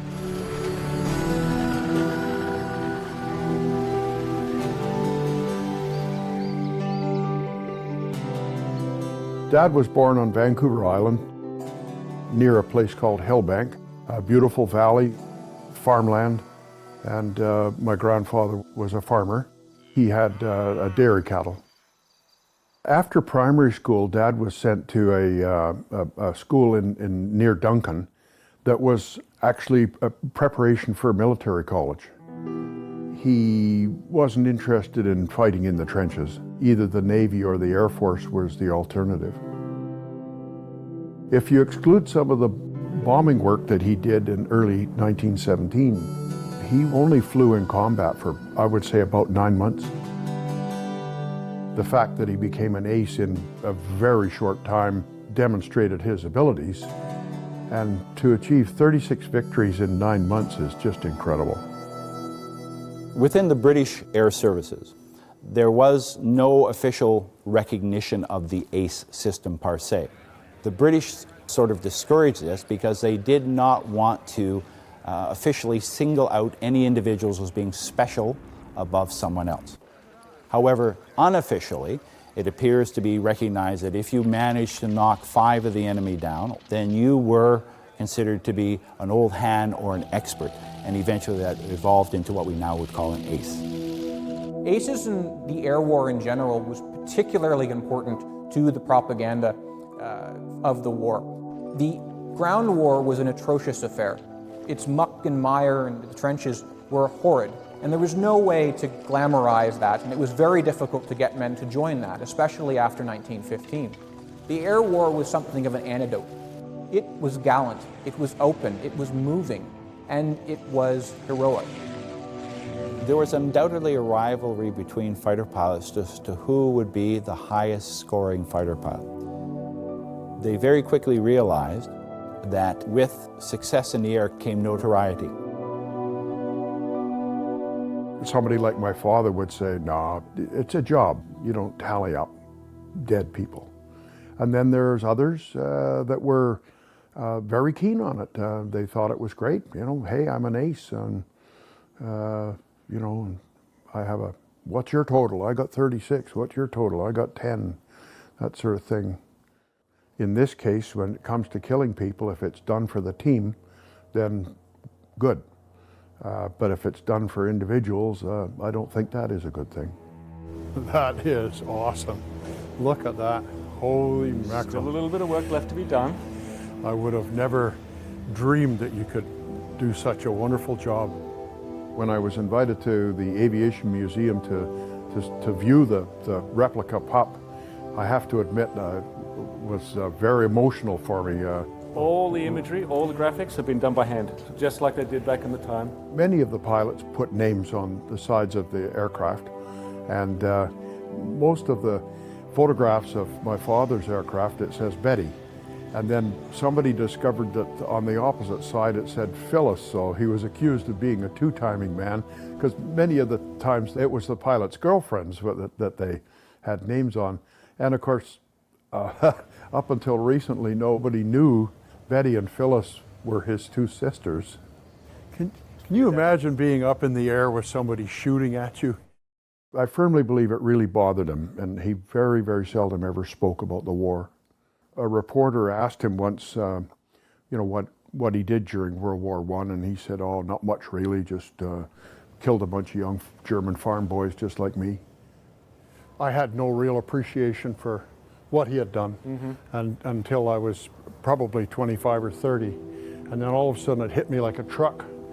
And, my God, what has this man done in his life? You know, things that, just almost mind-boggling to go up in the sky and get shot at by 2 or 3 different airplanes and survive it all.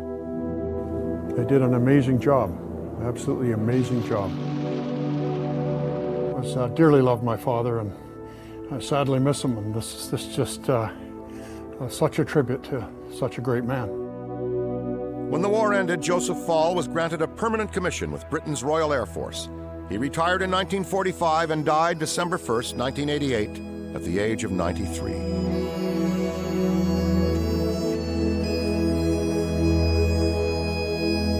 In the 100-plus years since the first air war over Europe, Canadians have distinguished themselves time and again answering the call of duty.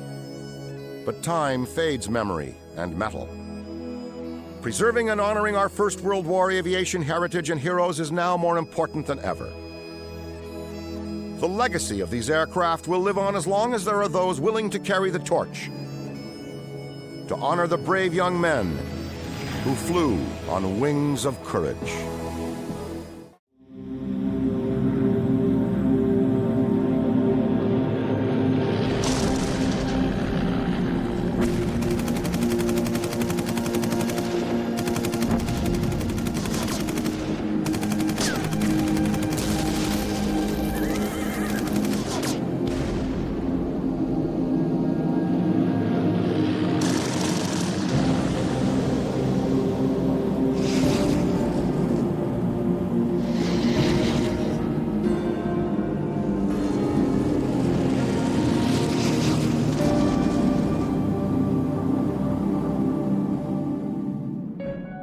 At 5:30 a.m., April 9th, 1917, on a bone-chilling and blustery Easter Monday, 4 Canadian divisions, united together for the first time, launched a meticulously planned offensive against the most impenetrable German stronghold on the Western Front, Vimy Ridge.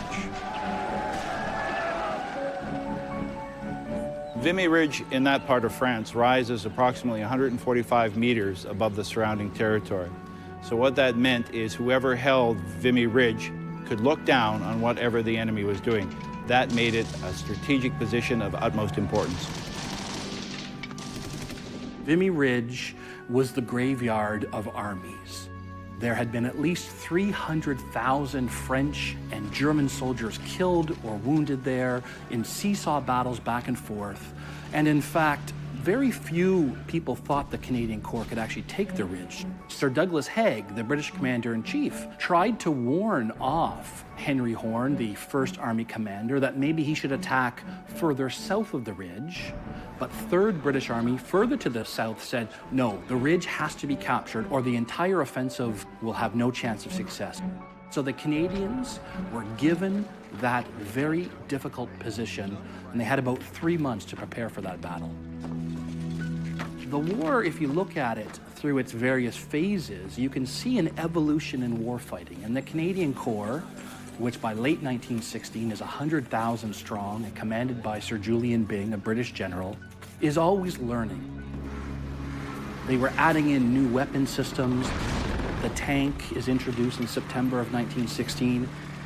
The integration of air power to assist the gunners on the ground, all of this is coming together. Combat on the Western Front was very much a matter of learning how to deal with the technology of the day. A prime example, if you will, in the First World War is the introduction of aerial photography. Aerial photography would be a game changer, not only for planning battles, but also to working with the artillery. So that by 1917, when the Canadian Corps assault Vimy Ridge, literally tens of thousands of photographs would be taken of the front lines in order to make sure that the Canadians were as well trained and as well prepared for the assault. The heroic and extraordinary efforts by Allied pilots in the air prior to the battle and during greatly contributed to Canada's overwhelming victory on the ground. Canada's magnificent Vimy Memorial marks the site of the Battle of Vimy Ridge and proudly stands as a tribute to all Canadians who bravely fought and died in the First World War.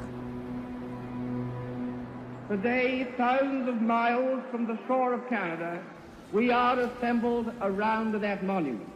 On July 26, 1936, King Edward VIII officially opened Canada's Vimy Memorial. It was over there that the Canadian armies fought and died. It is over there that their final monument must stand. The memorial was erected on the ridge's highest vantage point, Hill 145. Its prominent towers, representing Canada and France, watch over the hallowed ground like two stoic sentinels. For this glorious monument, turning the hill of Vimy, is now and for all time a part of Canada. One of the highlights of the moving and reverent opening ceremonies back in 1936 occurred when squadrons from the Royal Air Force and French Air Force flew past the monument and dipped their wings in salute. As the commemorative 100th anniversary of the Battle of Vimy Ridge approaches on April 9th, 2017, a small squadron of pilots known as Vimy Flight, who fly replica First World War biplanes out of British Columbia, have long dreamed of recreating the Vimy formation flypast performed by their predecessors of long ago.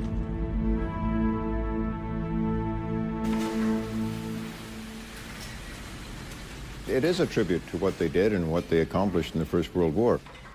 And out of recognition to them and their untold story, we formed a little flying team. And then the bright idea was, well, Vimy Ridge is coming up.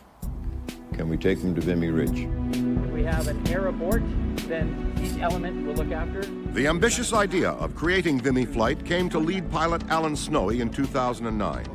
Alan, an aviation historian and former Royal Canadian Navy and Air Canada Airbus pilot, had always envisioned bringing together a team of retired and active Canadian military pilots to recognize the sacrifice of First World War Canadian soldiers and airmen.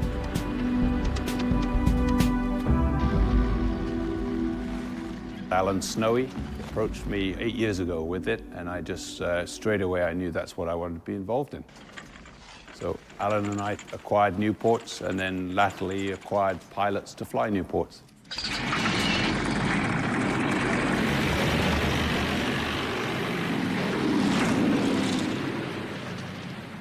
I ran into Peter Thornton, who I've flown with in the Air Force. He was my OPSO on my squadron. And the first phrase that he said is, "We're going to be doing something special. Are you interested?" I knew there would be a lot of workup and there would be a lot of personal sacrifice, but it is a very good cause, and I was very honored to be a part of it. When I heard about Vimy Flight and what they were doing to commemorate the Battle of Vimy Ridge, I knew I had to be part of it. I have a great respect for that generation that manned up and came forward. These were our earliest pioneers of aviation. In the climb out, we're going to break away into elements, okay? The team evolved over time, and it was recognized that some of the pilots had working jobs flying for Air Canada or other positions. We wanted backup, so we started to expand the team. We're going to have 5 aircraft in the air. We wanted all ex-RCAF pilots because we all come from the same place. We all know the hand signals, we know the formation structure, we know how to do it, and most importantly, we know what the other guy is thinking when we're up there.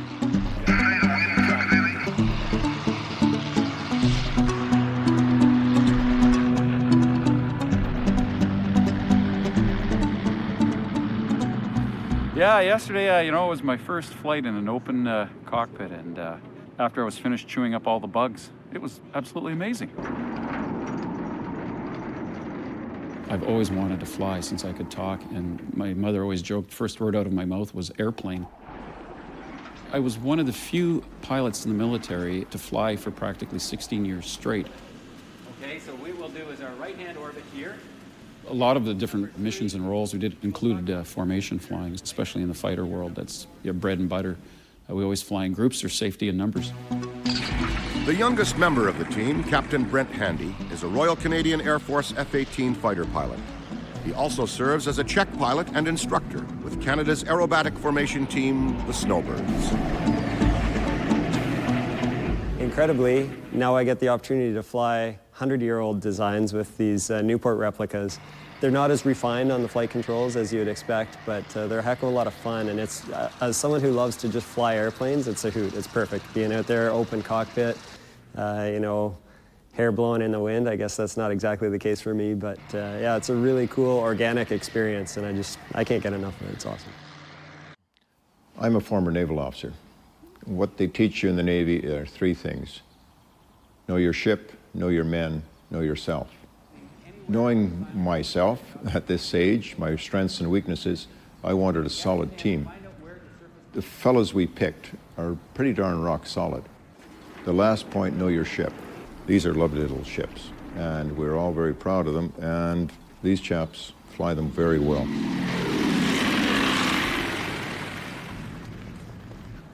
One of the greatest challenges facing Vimy flight is how to transport their aircraft to France. Flying them over is not an option. Or is it?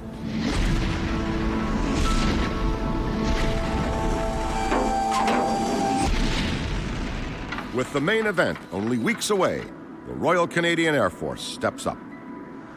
I've been in the military 37 years, and this is definitely unique. One of the most challenging things that I've done so far. The unit I belong to is out of 8-Wing Trenton. My role there is basically to take equipment that is not every day carried on aircraft and figure out the best plan to load it up, get it from point A to point B. So most of the things that we load are usually heavy equipment like armored cars, tanks, huge things that really you don't have to take too much care when you're tying them down. You can use chains on them. This is definitely outside the box. And we had to develop a different approach as to how we get these on and what we're going to do with them when we get them on the aircraft.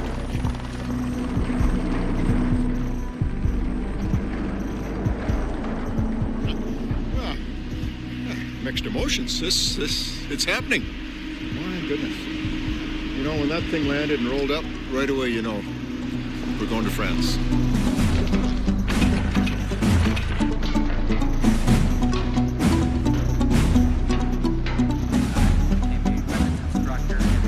So the day of loading the aircraft to leave Canada was one of great significance for us because we have been working so hard on this project. We're wearing kid gloves, and we're very, very careful. These things are very fragile. They're fabric. They're basically in a flying condition right now, so we can't damage them. So it was quite the operation getting them on board. 2 feet, keep coming. Good.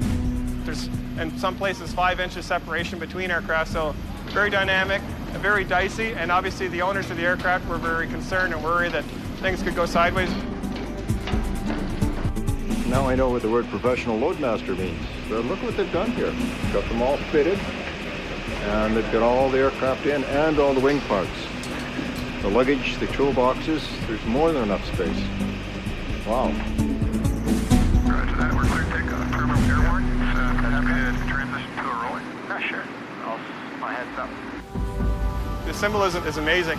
And these folks strapped themselves in behind a fuel tank and went into enemy fire with basically a helmet and a pair of goggles on.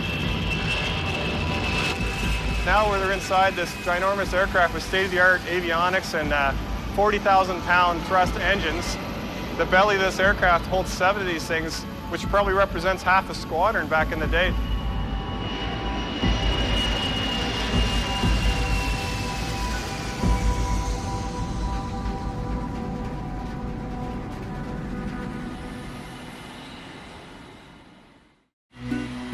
After 2 days of air travel across Canada and the Atlantic, the C-177 Globemaster and its precious cargo arrives in Lens, France, to a hero's welcome.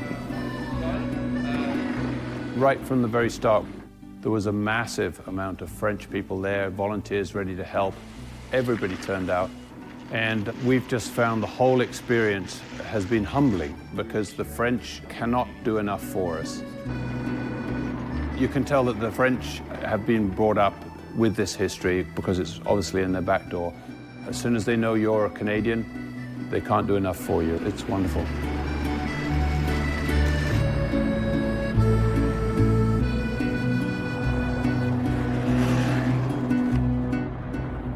Well, it's really heart-touching to see all the Canadian flags around in the villages. Just about every house has a Canadian flag on it. There's more Canadian flags than there are French flags, and you see the amount of gratitude and appreciation that people have for what our veterans did for us, and it definitely drives home the pride that we should all have as Canadians and as a military officer as well. I mean, it makes me very, very proud. The Canadian flags all came from Fredericton, New Brunswick, I heard. So they're hanging them out of respect, out of pride, out of honor, out of pure happiness to have us here.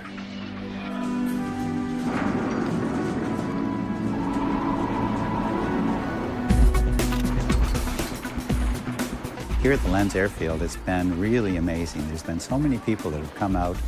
People just walk up to our aircraft. They want to get their picture taken. We put the helmets on the children. We're just having a lot of fun. Everyone's interested. Everyone wants to know.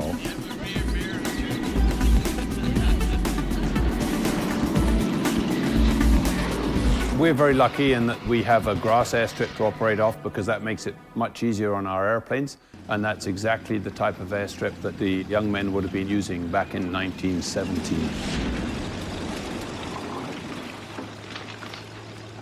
What's really crazy about this, is especially on a Saturday like today, is that everybody comes out. We've got spectators walking around. You can hear gyrocopters, you can see parachutists, there's flying clubs training. It's challenging. To ensure that everything will go like clockwork with their Vimy Memorial Formation flypast on April 9th, the Vimy flight team performs numerous practice runs. Each is executed with military precision and a clear focus on the ultimate mission ahead. The principles of formation flying are the same. Anticipation, power management, situational awareness, how you handle the controls. The big difference is these airplanes have no hydraulic support. It's all stick and rudder, it's all cables, and they're very light airplanes. So you are getting tossed around, you're doing your best to maintain the formation, but the principles that we learned on the Snowbirds are very similar.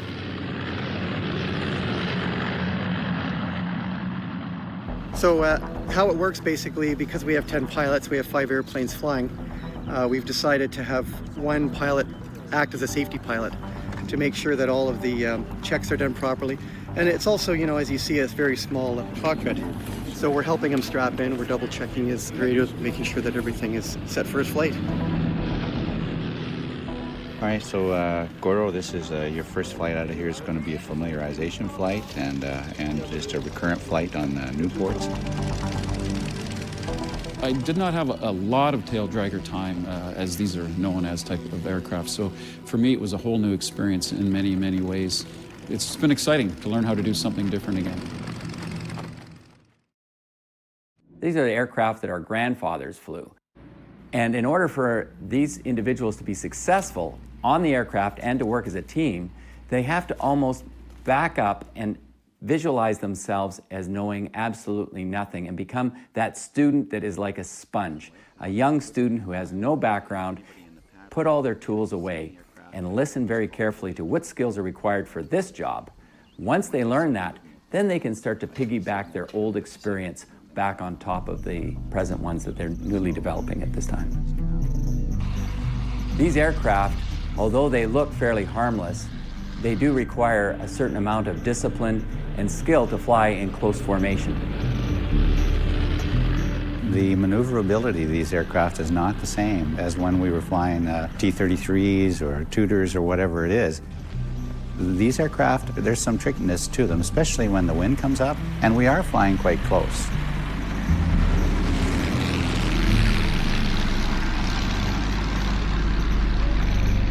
I had the privilege of flying the first flight over Vimy Ridge, and I'm glad I did it solo, because when you've been involved in something for so many years, and all of a sudden, it's right there. I have to admit my goggles did steam up a little bit as I went by. You fly by Vimy Ridge, and you fly by the graveyards, and you can feel all of the brave Canadian men that have lost their lives and paid the ultimate price. I had tears in my eyes going over for the first time. I've seen Vimy from the ground and the cemeteries, but to see them from the air, I mean, it was a whole generation lost, and they really gave a lot. Every single one of our guys has come back off that first flight and just been totally carried away by what's just gone on emotionally. You can tell they're very, very affected emotionally by it, including myself. Yeah, I don't see this as an air show in any way. I see this as the chance to connect with my roots as a military officer. This was the very first fighter pilots that ever existed. So to be able to share the skies with where they once flew, it's mind-boggling for me. Yeah, I look down and I see, you know, when you fly over Vimy Ridge, you can still see the pockmarks where the artillery was, and you can still see some of the preserved trenches. And despite having been educated about the subject, I still have a hard time just imagining how it could have been back then. On the 4th of April, the Royal Flying Corps launched a massive aerial offensive against the German Air Force. And sophisticated, competent, efficient killers such as the Red Baron Manfred von Richthofen took a terrible toll of the Royal Flying Corps, both of their fighter units and of their Army cooperation units. The Royal Flying Corps called April 1917 Bloody April because of the casualties that they experienced. They would lose almost 400 airmen, either killed, captured, or wounded. At the same time, they would keep feeding into that slaughterhouse young, impressionable aircrew pilots with a minimum of training. Even though they managed to maintain air supremacy or air control over the battlefield, they did so at a horrible cost. One of the few Allied fighter aircraft that could handle the latest German scouts were the French Nieuports.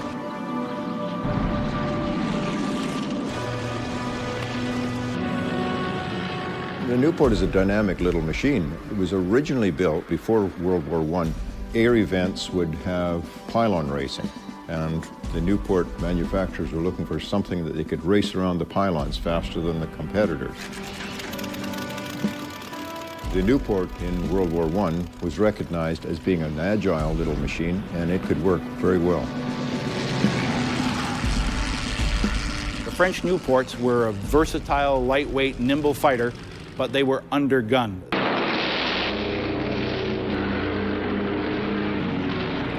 As early as 1915, the Germans had shot down their first Allied aircraft using a nose-mounted, synchronized machine gun capable of firing through their aircraft's propeller. In contrast, the British were struggling to develop their own synchronized machine gun, and the wing-mounted Lewis remained the weapon of choice for Nieuports. The gun would be on a mount that would actually allow the gun to be pulled down to the pilot. Then the pilot would have to release the magazine, grab another one, stick it on, and arm the gun, cock it, and send it back up on top of the wing. So all that while flying. For one soon-to-be famous Canadian aviator, the limitations of the Lewis machine gun did not appear to affect the number of victories he would accumulate. William Avery Billy Bishop claimed his first victory in the skies over Vimy on March 25, 1917, and would eventually become the war's third greatest ace, with 72 victories. Billy Bishop was serving in number 60 Squadron, Royal Flying Corps, during the Battle of Vimy Ridge. He came into his own during this time period as a hunter. He gave no quarter to the enemy. He was not the best flyer in the world, but he was a heck of a shot. And what that meant was he would maneuver his aircraft to a position where he could kill the German pilot. And by this, he started to make a name for himself during April 1917. You know, in 1917, he was just 23 years old. So he was somebody who was really in the prime of his early adulthood. And he was an adventurer and an explorer. And that contributed a lot to why I think he pushed himself so hard. He would often go out on his own, even after he'd done a couple of missions a day. He could do up to 4 patrols a day. He would take risks and go out very early in the morning when it was still dark. He really had a sense that he wanted to improve his score, but I think he felt he had a sense of mission. On April the 8th, he became an ace and had shot down 5 planes. So for him, it was a great month. But on the other hand, he was losing friends left, right, and center, and so was the war effort. Because if you look at Bloody April alone, his squadron, 60 Squadron, lost about 18 people, and the force of the squadron was about 19. So he lost most of the people he knew. Well, what we have here is the windscreen of Billy Bishop's Newport 17 when he was with 60 Squadron, Royal Flying Corps. On April 8th, Bishop was fired on from behind and clipped the side of his flying helmet and smashed through the windscreen of his Newport 17. And he mentioned that it was one of the closest calls of his flying career.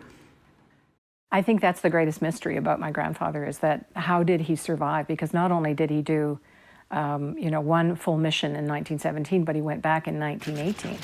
So the actual survival rate for a First World War fighter pilot was about 10 days. And when you think of 2 tours over a couple of years, it's mind-boggling. So was it destiny? Was it something that was just sheer coincidence and luck? Who knows? But I believe that he had a mission in life and a purpose in life, and he lived up to it. The first day of the battle, the 9th, where most of the ridge was captured, about 7,700 casualties. It was an absolute bloodbath. It was hand-to-hand combat. They were advancing until they ran up against a solid wall of machine gun fire. And all of that cost lives. Most of the infantry battalions that fought at Vimy went in with about 600 or 700 soldiers, and almost all of them suffered between 200 to 300 casualties. So it gives you a sense of the barbarity and courage that it took to capture this ridge. Your second day here, before we get into all the work, I did want you to be here in the monument and see what it looks like, because it's pretty heart-rending. After the war, one of the things the Canadian government did was decide to erect monuments overseas to mark the great Canadian battles, and they decided to mark 8 of them. They ran a competition in Canada in 1920, and Toronto architect and sculptor Walter Allward won. What's interesting is that his monument was not initially to be on Vimy Ridge. They hadn't yet decided where to put it. But when the Canadian government decided to build the monument on the ridge, that then elevated Vimy.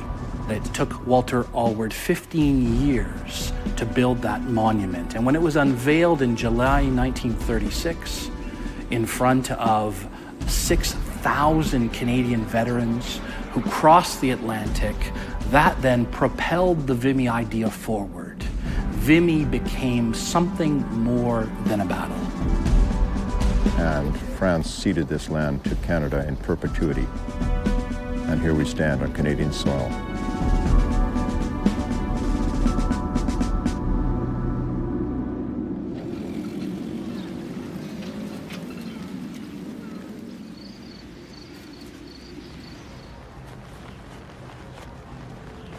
Early morning walks, that's the most spiritual time for me. It's the most evocative, and the landscape is beautiful. The sun is just coming up. The shadows and the light is so dramatic. It's the best time for me to visit these cemeteries and just pay my homage to these young men that gave so much for our freedom. The little cemetery in the village where we're staying is probably one of the minor cemeteries around here. You know, we tend to think of British as meaning United Kingdom. In those days, it meant British Empire. So we find soldiers in there from South Africa. We found some from Australia. There's Canadians in there. And you can tell a lot by looking at their rank, what regiment they were with, how old they were. This is the gravestone of Captain Knight. You can see his date of death is 20th of December 1916. Distinguished Service Order, Military Cross, Royal Flying Corps. He was one of Canada's first aces, and he was the Red Baron's 17th kill. Here's 5 in a row, Royal Flying Corps. All young fellows, second lieutenants.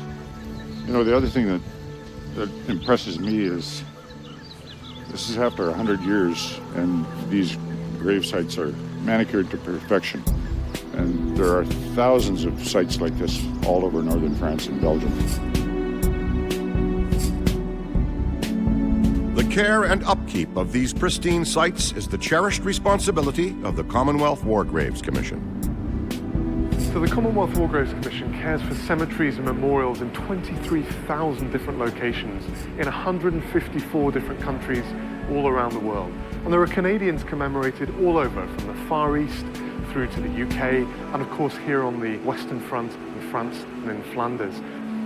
So this is the Commission's headquarters near Arras in France, not far from Vimy Ridge. This is where we make the headstones for all of our cemeteries all across the world, where men and women who served with British and Empire forces in the 2 world wars are commemorated. Many of them, of course, are Canadians. So the headstones for their graves are made here and shipped all over the world. Well, the Commission was first established during the First World War in 1917, not long after the Battle of Vimy Ridge. And it was a collaboration between different nations, between the UK, but also Canada, Australia, New Zealand, South Africa, and India. All of those countries are represented on the Commission today. They're the 6 member governments. So during the First World War, what was then called the Imperial War Graves Commission brought together some of the greatest artists and architects of the time to design how the war cemeteries would look and how the soldiers would be commemorated. They came up with the idea of having the same headstone for all of those who'd served, regardless of their rank. On each headstone you'll see a regimental symbol and the name of the soldier. So for every Canadian soldier, that means a maple leaf inscribed on that gravestone. Originally that would have been carved by hand. Would have been a hugely laborious task, a really skillful task for the stonemasons at the time. But of course now we use machines to inscribe the headstones. It's much quicker. And we produce thousands of headstones here in Arras every year. Our motto, which was invented in the First World War, is "Their name liveth forevermore." That was the phrase that the great poet Rudyard Kipling came up with. The idea from the First World War was that soldiers who had fought together, served together and died together should remain together where they fell. That was the decision that was taken at the time. And it was a difficult one for families. It wasn't without controversy. Many of the families wanted to bring their loved ones home, but I think there was a general feeling that this was the right thing to do, that this is what the soldiers would have wanted themselves. And what it means is that the Commonwealth War Graves Commission cemeteries are almost a map of where the fighting took place. And today those places are an incredibly powerful reminder of all of those who served and fell fighting for Britain, but also for the Commonwealth in the 2 world wars. The ground beneath Vimy provided more than just a final resting spot for the war dead. Lying deep below its surface is a haunting, subterranean world that served many military purposes. Well, we've obviously had a lot of experience up in the air, and now we're going to go below the surface and see what the soldiers were experiencing in the tunnels below. Yeah, my granddad fought here, and my regiment was here, the Canadian Scottish Regiment, Princess Mary's. And there's a piece of art that I've seen pictures of that I'm hoping to see today. Think of anything between 150 and 200 men are living down here. Along the walls, there are bunks, okay, anything up to 4 high. The only lighting is candles. There's 3 things that I look around and don't see. There's no pornography. Okay. There's no condemnation of the higher command, and there's no anti-German sentiment. Wow. It's crazy. You think that guys are living down here for a long period of time and they're sending a message. This might be the only message that they got. to send home, and here it is. It's like it's frozen in time. H.D. Schofield from Blackburn, New Brunswick. From where you guys are from? Yeah. That's our province. Wow. We're from Moncton. That's 16th Battalion, Canadian Scottish. Yeah. Do you want this torch instead? It's left. Right next door to the 96. That's what I was looking for right there. You know, we're supposed to bring Vimy home, and this tour has actually given us something to really share with other Canadians about how those troops live below ground. An amazing experience. This was really stirring for me because it brought it home for me walking down there. I found carved into the walls a regiment from my hometown in Saskatchewan, and it brought tears to my eyes once again, these poor boys waiting to go into battle. I mean, the bravest men of the First World War were the ones in the trenches. You know, they go to bed in a mud hole, and we aviators go to bed in a reasonable bunkhouse. Humbling. That was incredible. I was in hallowed ground for my regiment. And to see all those carvings, I tell you, I'm just tingling all over. It's such a piece of history to be able to see that and feel the surrounding. And today is a nice day down there. There's no rain, there's no smoke, there's no artillery going off overhead. It's just a chance to appreciate and see history. I'm just overwhelmed. They're just guys, just regular people, kids from our communities that were put in a situation like that. And they left their mark down there, and they left their mark for Canada.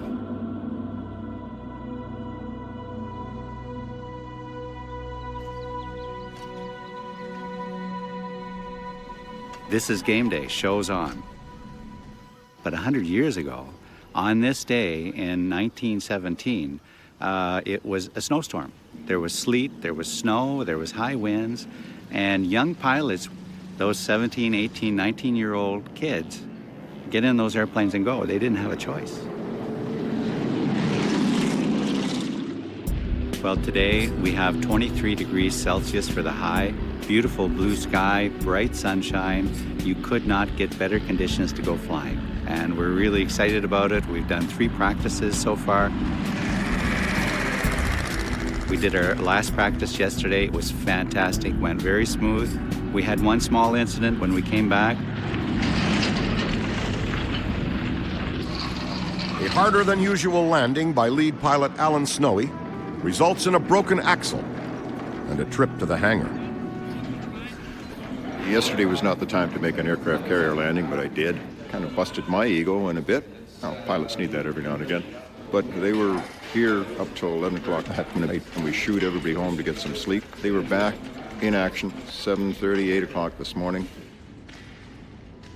We've got 4 hours left, and we're just starting to stick it back together.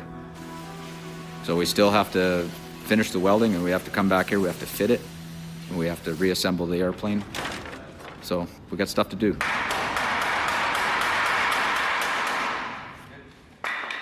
It goes almost back to the First World War. The intensity of the action was so great that you flew, you came home, you went to bed, you get up, you flew. And it was the late night and the overnight workings of the ground crew. They are the unsung heroes in a lot of ways of World War I squadrons. They'd work through the night. They'd make sure the aircraft was ready for the next day because that was their pilot. And the fitter and the rigger of each aircraft wanted to make sure that their pilot came home again that next night. This is truly something, it's not just small airplanes flying in the sky together, it's something that we're trying to represent and try to honor and commemorate the loss of these airmen before us. And it's something that, well, it's basically in our hearts and souls.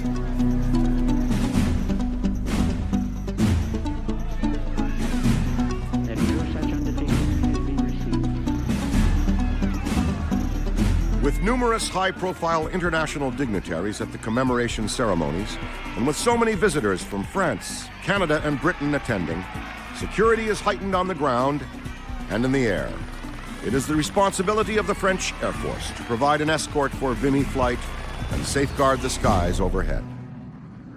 We are here to intercept any aircraft would be interfere with your flight this afternoon. And this is the 11th hour. 4 to 2, we brief in 55 minutes.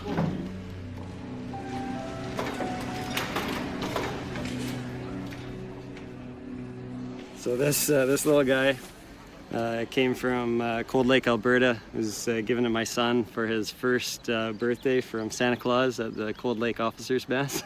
And he's been a pretty loyal traveler of my son's, and he sends him up with me on any kind of notable mission. So he's flown with me in the F-18 over the Arctic. He's flown with me in the Snowbird jet. And now he's gonna fly with me over celebrations of our victory at Vimy Ridge.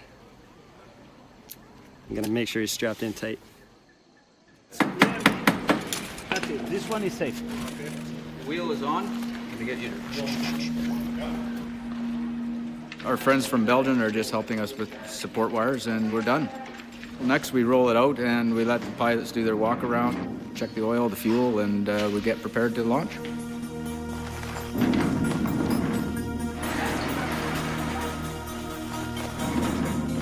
So we'll do a taxi test now, confirm everything.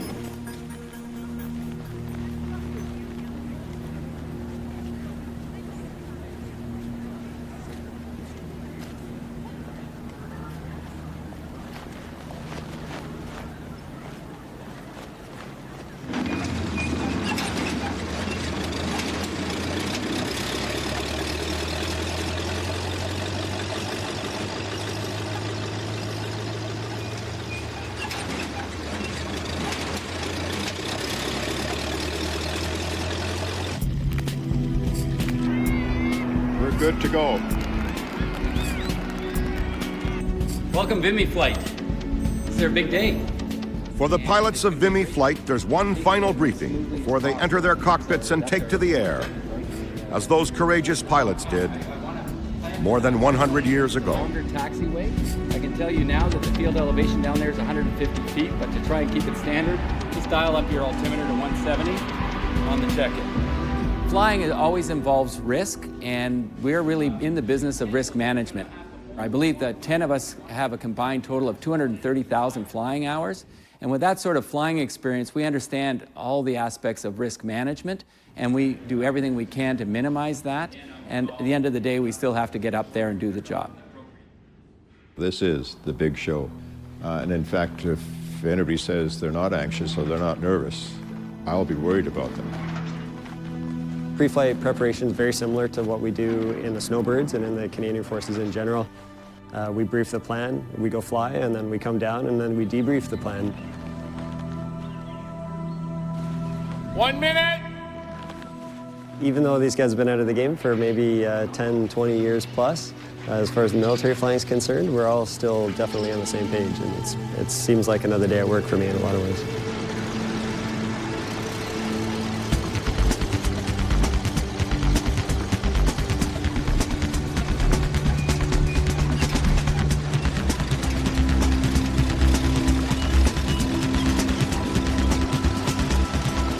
This is, in a way, the culmination of a great career that I've had. It's the most interesting project I've ever done, and it will be one of the crowning pieces in my career.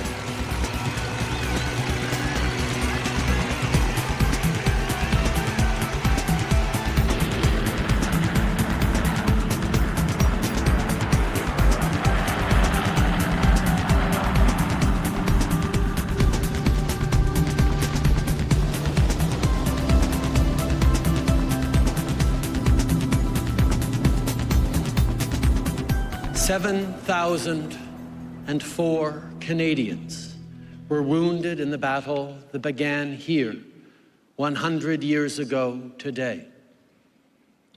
3,598 Canadians died. 100 years later, let us hold to the grace of the ones who stood by their friends through unimaginable hardship, and who stood by their country. They were Canadians, and they were valiant beyond measure. Honor them. I came to Canada with a very young family. I have had a wonderful life in Canada, and so too have my children. And it's all because of these young men here and the veterans and the serving members of the Canadian Armed Forces that have protected this democracy that we have and this wonderful freedom. And this is my way of saying thank you to them for that. Please draw your attention upward as we welcome Vimy flight from Canada as they fly past the Canadian National Vimy Memorial.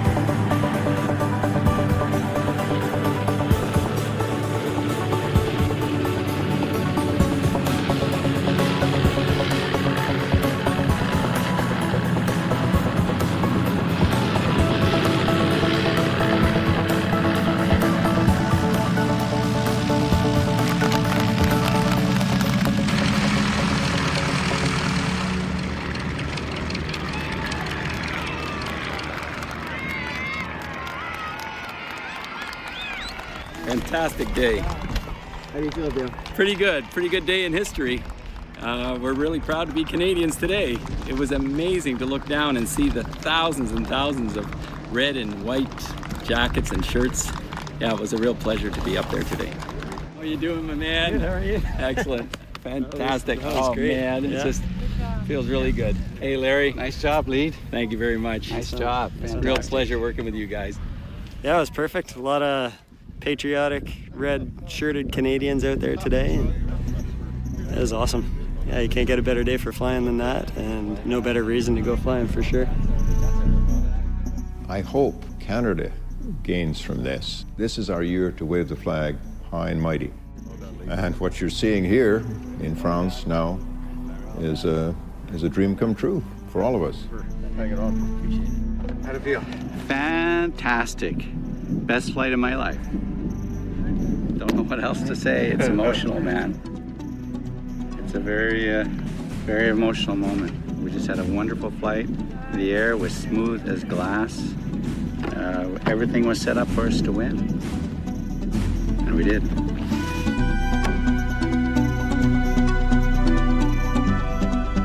Through meticulous planning, everything was set up for the Canadian divisions to win the Battle of Vimy Ridge. And they did, with near flawless execution.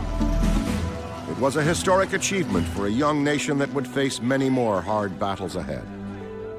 When the first shots of the First World War were fired in 1914, aviation was still in its infancy, unstable and death-defying. But this only added to the adventure for the more than 22,000 young Canadians who ultimately served in the British flying services. Many flew the crucial reconnaissance missions, while others were the knights of the skies protecting them. For Canadians back home, they were all heroes at a time when our nation soared.